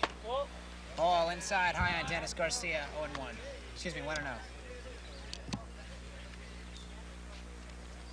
Dennis is 1 for 3. First 2 times up, he had fielder's choices. He got a single last time up in the fourth. That's a strike, 1-1. On third base, Tim Ware. On second base, Rob Mathias. At the plate, Dennis Mad Dog Garcia. Here's the pitch. Garcia slaps out. Nice play by the first baseman. It's coming home. Beautiful play, double play. And a beautifully executed double play.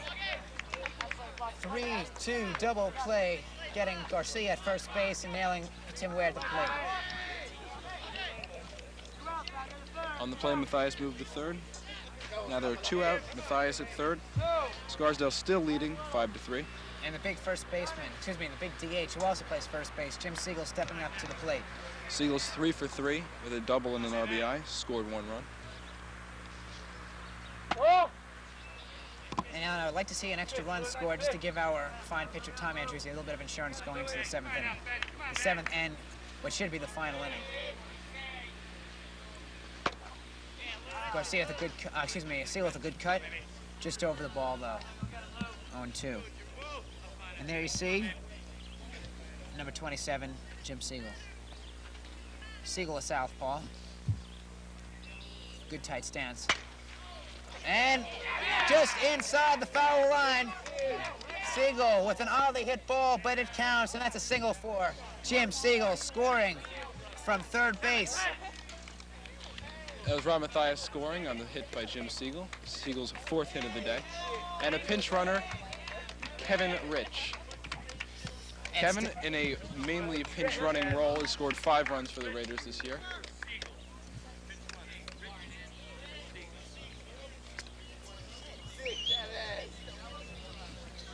And stepping up at the plate, Frank Sabato, 0-0. Frank wants a hit so bad, you know he can taste it. I was talking to Frank before the game. He really wants to hit that ball. This could be his final home game, or almost definitely will be his final home game. And he wants to do well. He's 1 for 3, singled and scored in the 3rd. And pitcher number 25 steps off the mound to get a little breather. And it looks like the Raiders might have a ticket to the sectional, so they could just hold on here. Low. That's a ball.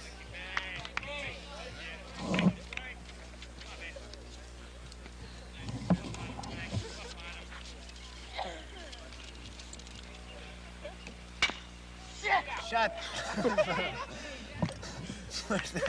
At second base. So at the end of 6 complete innings, the Raiders advance their lead to 6-3. Coming down!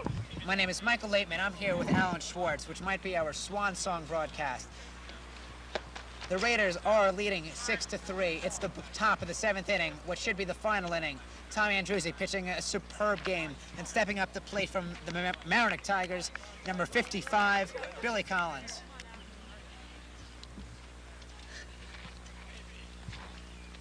So Tom Andruzzi has pitched a fine game so far, and it looks like he's going to try and complete this game, chalk up another win on his record.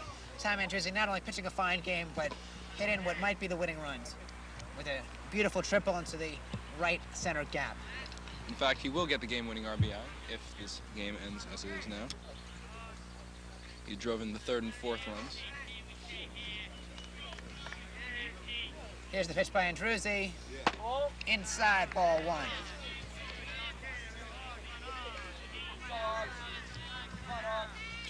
Guy who's up right now has struck out twice against Tom. High ball 2. Alan, let's once again point out why this game is so significant. Well, if they win this game, if they hold on, they are now leading 6-3, they will almost definitely be entered in postseason play. If they don't, it's up to whoever judges whom should be allowed to play. And that's strike 2. The Raiders' record currently, before this game, was 10 wins, 11 losses, and 1 draw in a suspended game. If the Raiders win this, it'll even the record out at 500. Here's the pitch, strike 2, 2-2.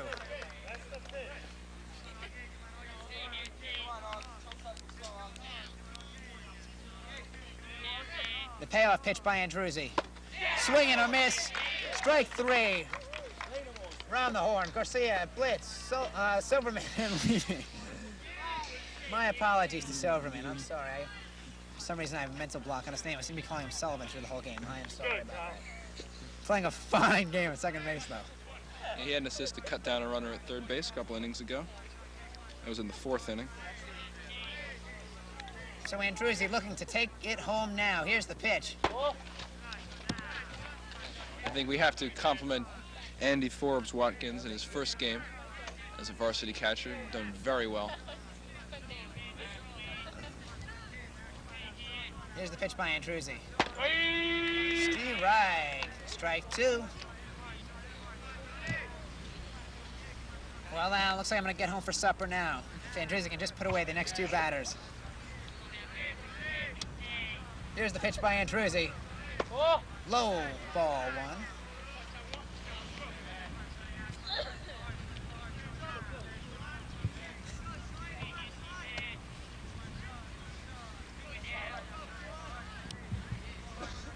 The delivery. Swing and a miss. Tom going for his 6th strikeout in the game.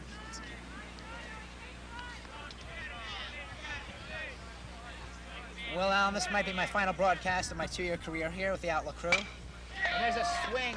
Silverman gets it over to Levy at first. And that's 2 outs. 1 out away from the sectionals. 1 out away, and the Scarsdale Raiders are in the sectionals.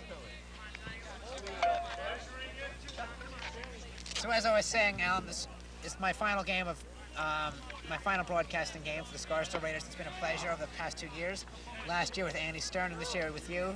You've done a great job. It's been a pleasure working with you and the entire Outlook crew. And now, Tom Andruzzi, 1 out away from taking it to the sectionals. Strike 1.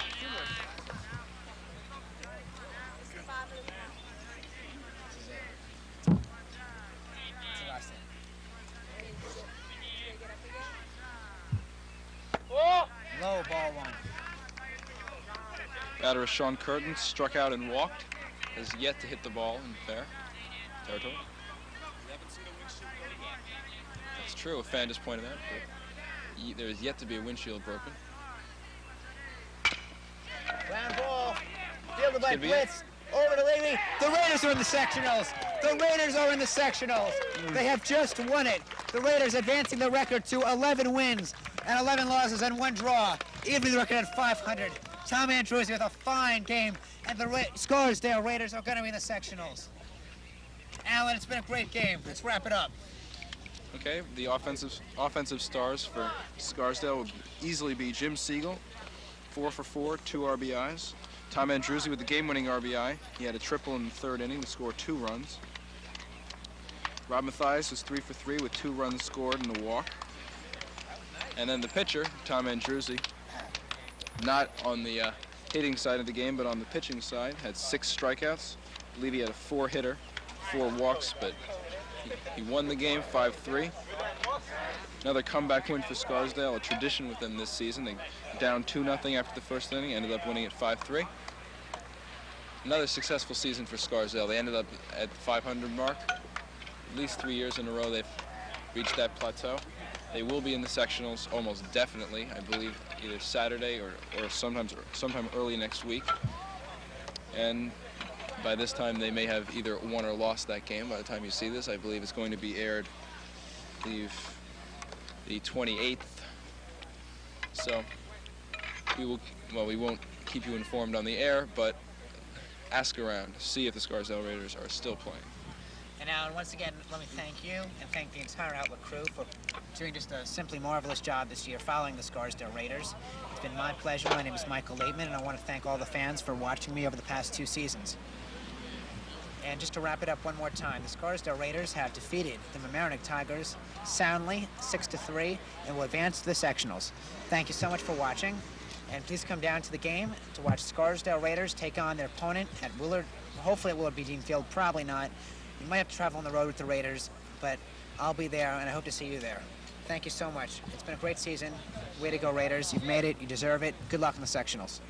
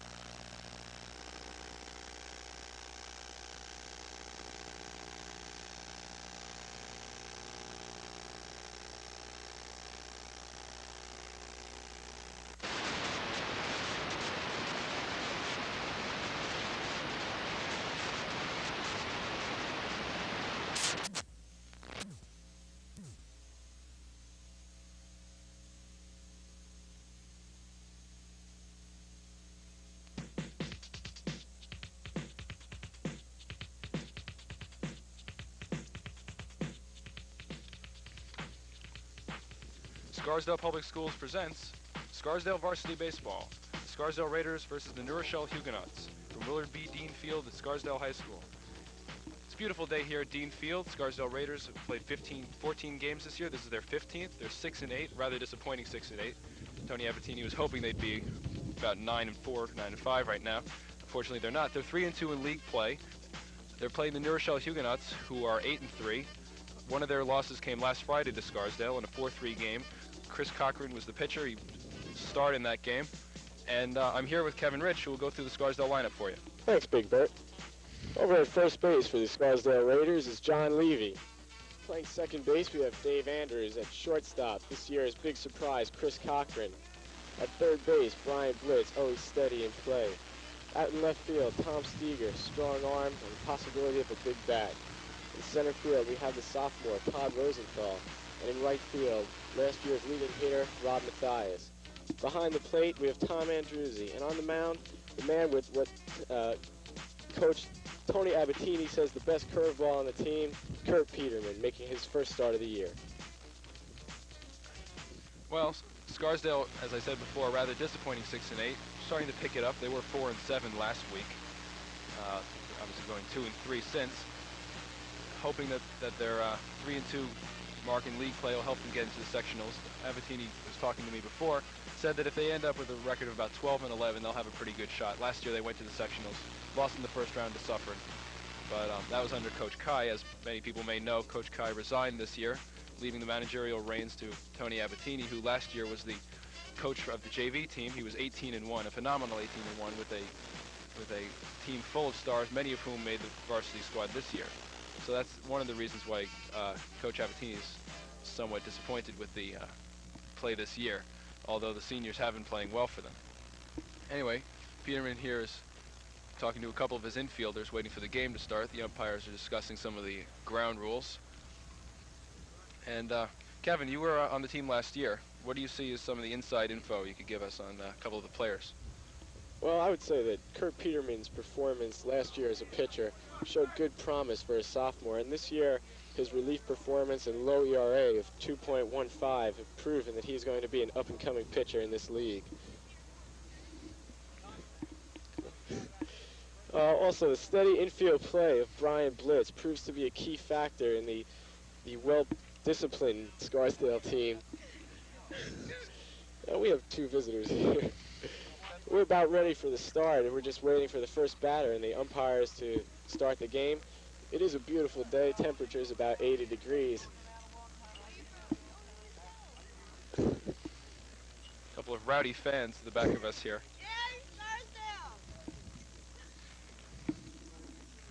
Anyway, apparently the first batter is discussing something with the umpire, something about his batting glove.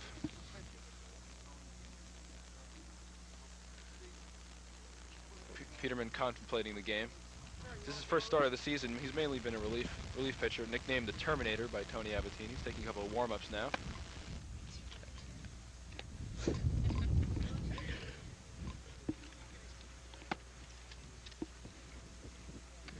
Anyway, as New Rochelle is in Scarsdale's league, this is a very important game for them, because if they lose this game, they'll be 3-3 with a rather negligible shot of making the sectionals. If they make it 4-2, Mount Vernon, which is usually the league powerhouse, has also a 4-2 record in league play, so Scarsdale could have a very good shot. Now we're ready for the first batter. Leading off for the New Rochelle Huguenots is the center fielder, Jones. Peterman anxiously awaiting that first pitch. It's a strike right down the middle, swinging there.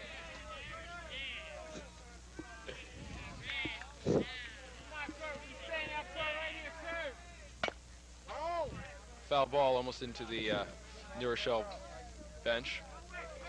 Center fielder here, Al Jones, apparently is very fast. That's why he's batting leadoff with about a 300 batting average. And rather small guy, but runs very quickly. So if he gets on, here's a pitch from Peterman.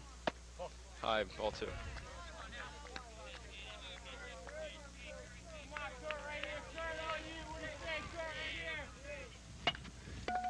Little pop up to the infield. Anders won't get to it, single to center, and Jones is on with a single.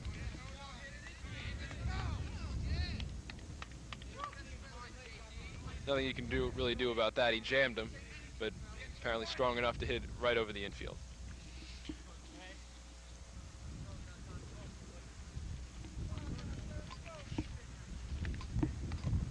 Here's the second fielder, second baseman, Mike Dorms.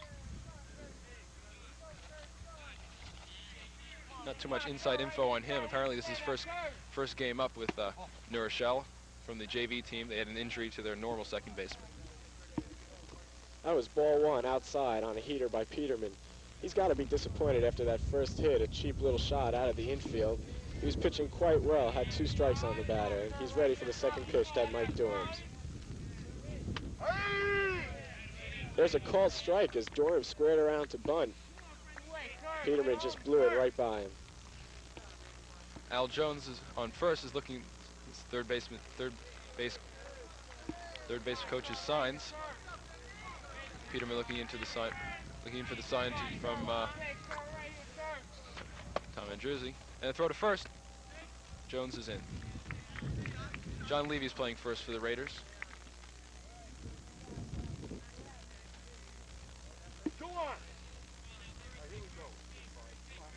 Again, Jones looking into the signs. Peterman going from the stretch. He's going, as I said before, Andruzzi's throw over to second, and he's in there.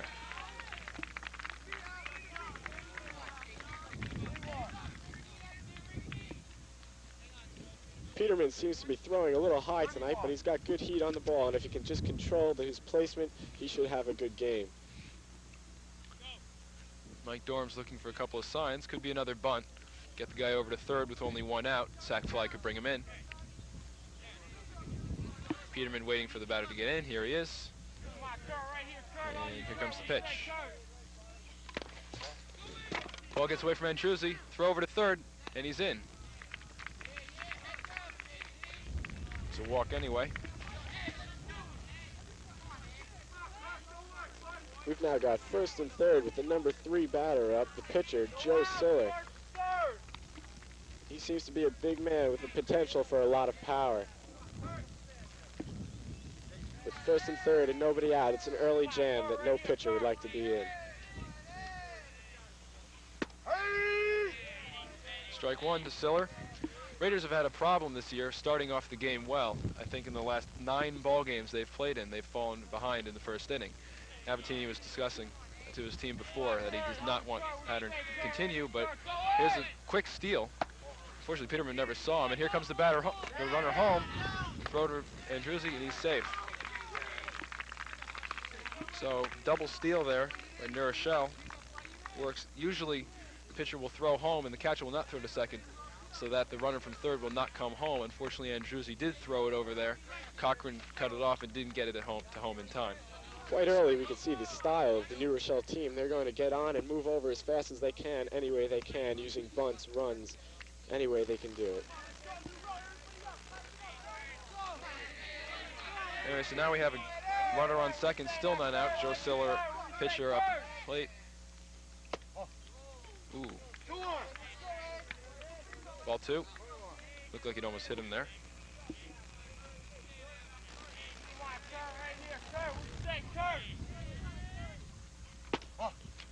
Ball 3.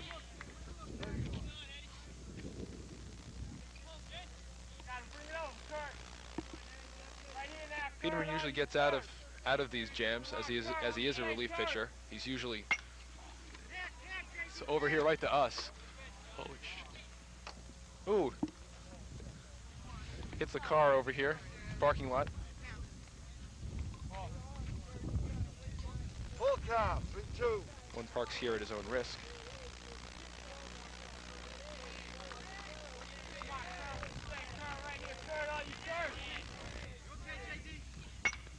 And single right up the middle. Runner is holding at third. Rosenthal brings it in. It's now first and third. Base hit by Joe Siller. Still none out. Here's first baseman Jose Cruz. rather short and squat hitter, number 47. Lefty, so Mathias is moving back and right. Outfield shifting over a bit.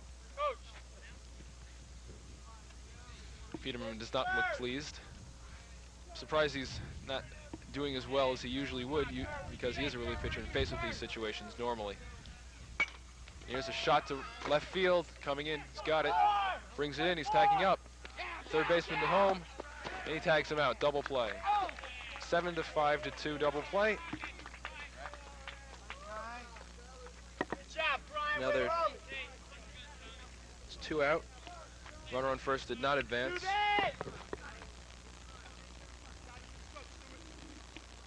There you see the strong arm of Tom Steger. Now stepping up to the plate is the third baseman, Pierre Labella.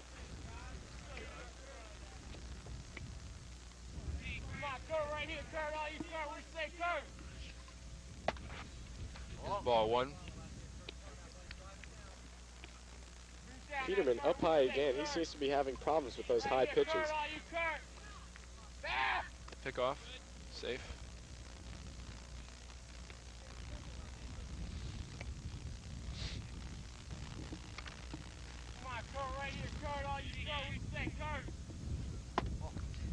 Inside, ball 2.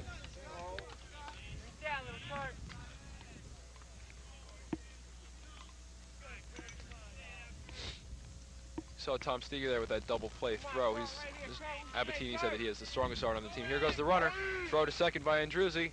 He is safe. Throws a little offline and bounced a bit away from Anders. So Stiller's in with a stolen base. I'll tell you, it looked like Tom had a little trouble getting that ball out of his glove. This is the second time today it looked like that. I don't know what's bothering him, but there must be something wrong. Tom usually with a very strong throw. Ball 3, I believe. 3-1 to Pierre Labella. New Rochelle has 4 stolen bases already in the first 2/3 of an inning against Scarsdale. And a pop-up to shortstop. Cochran under it, fighting the sun, and he's got it.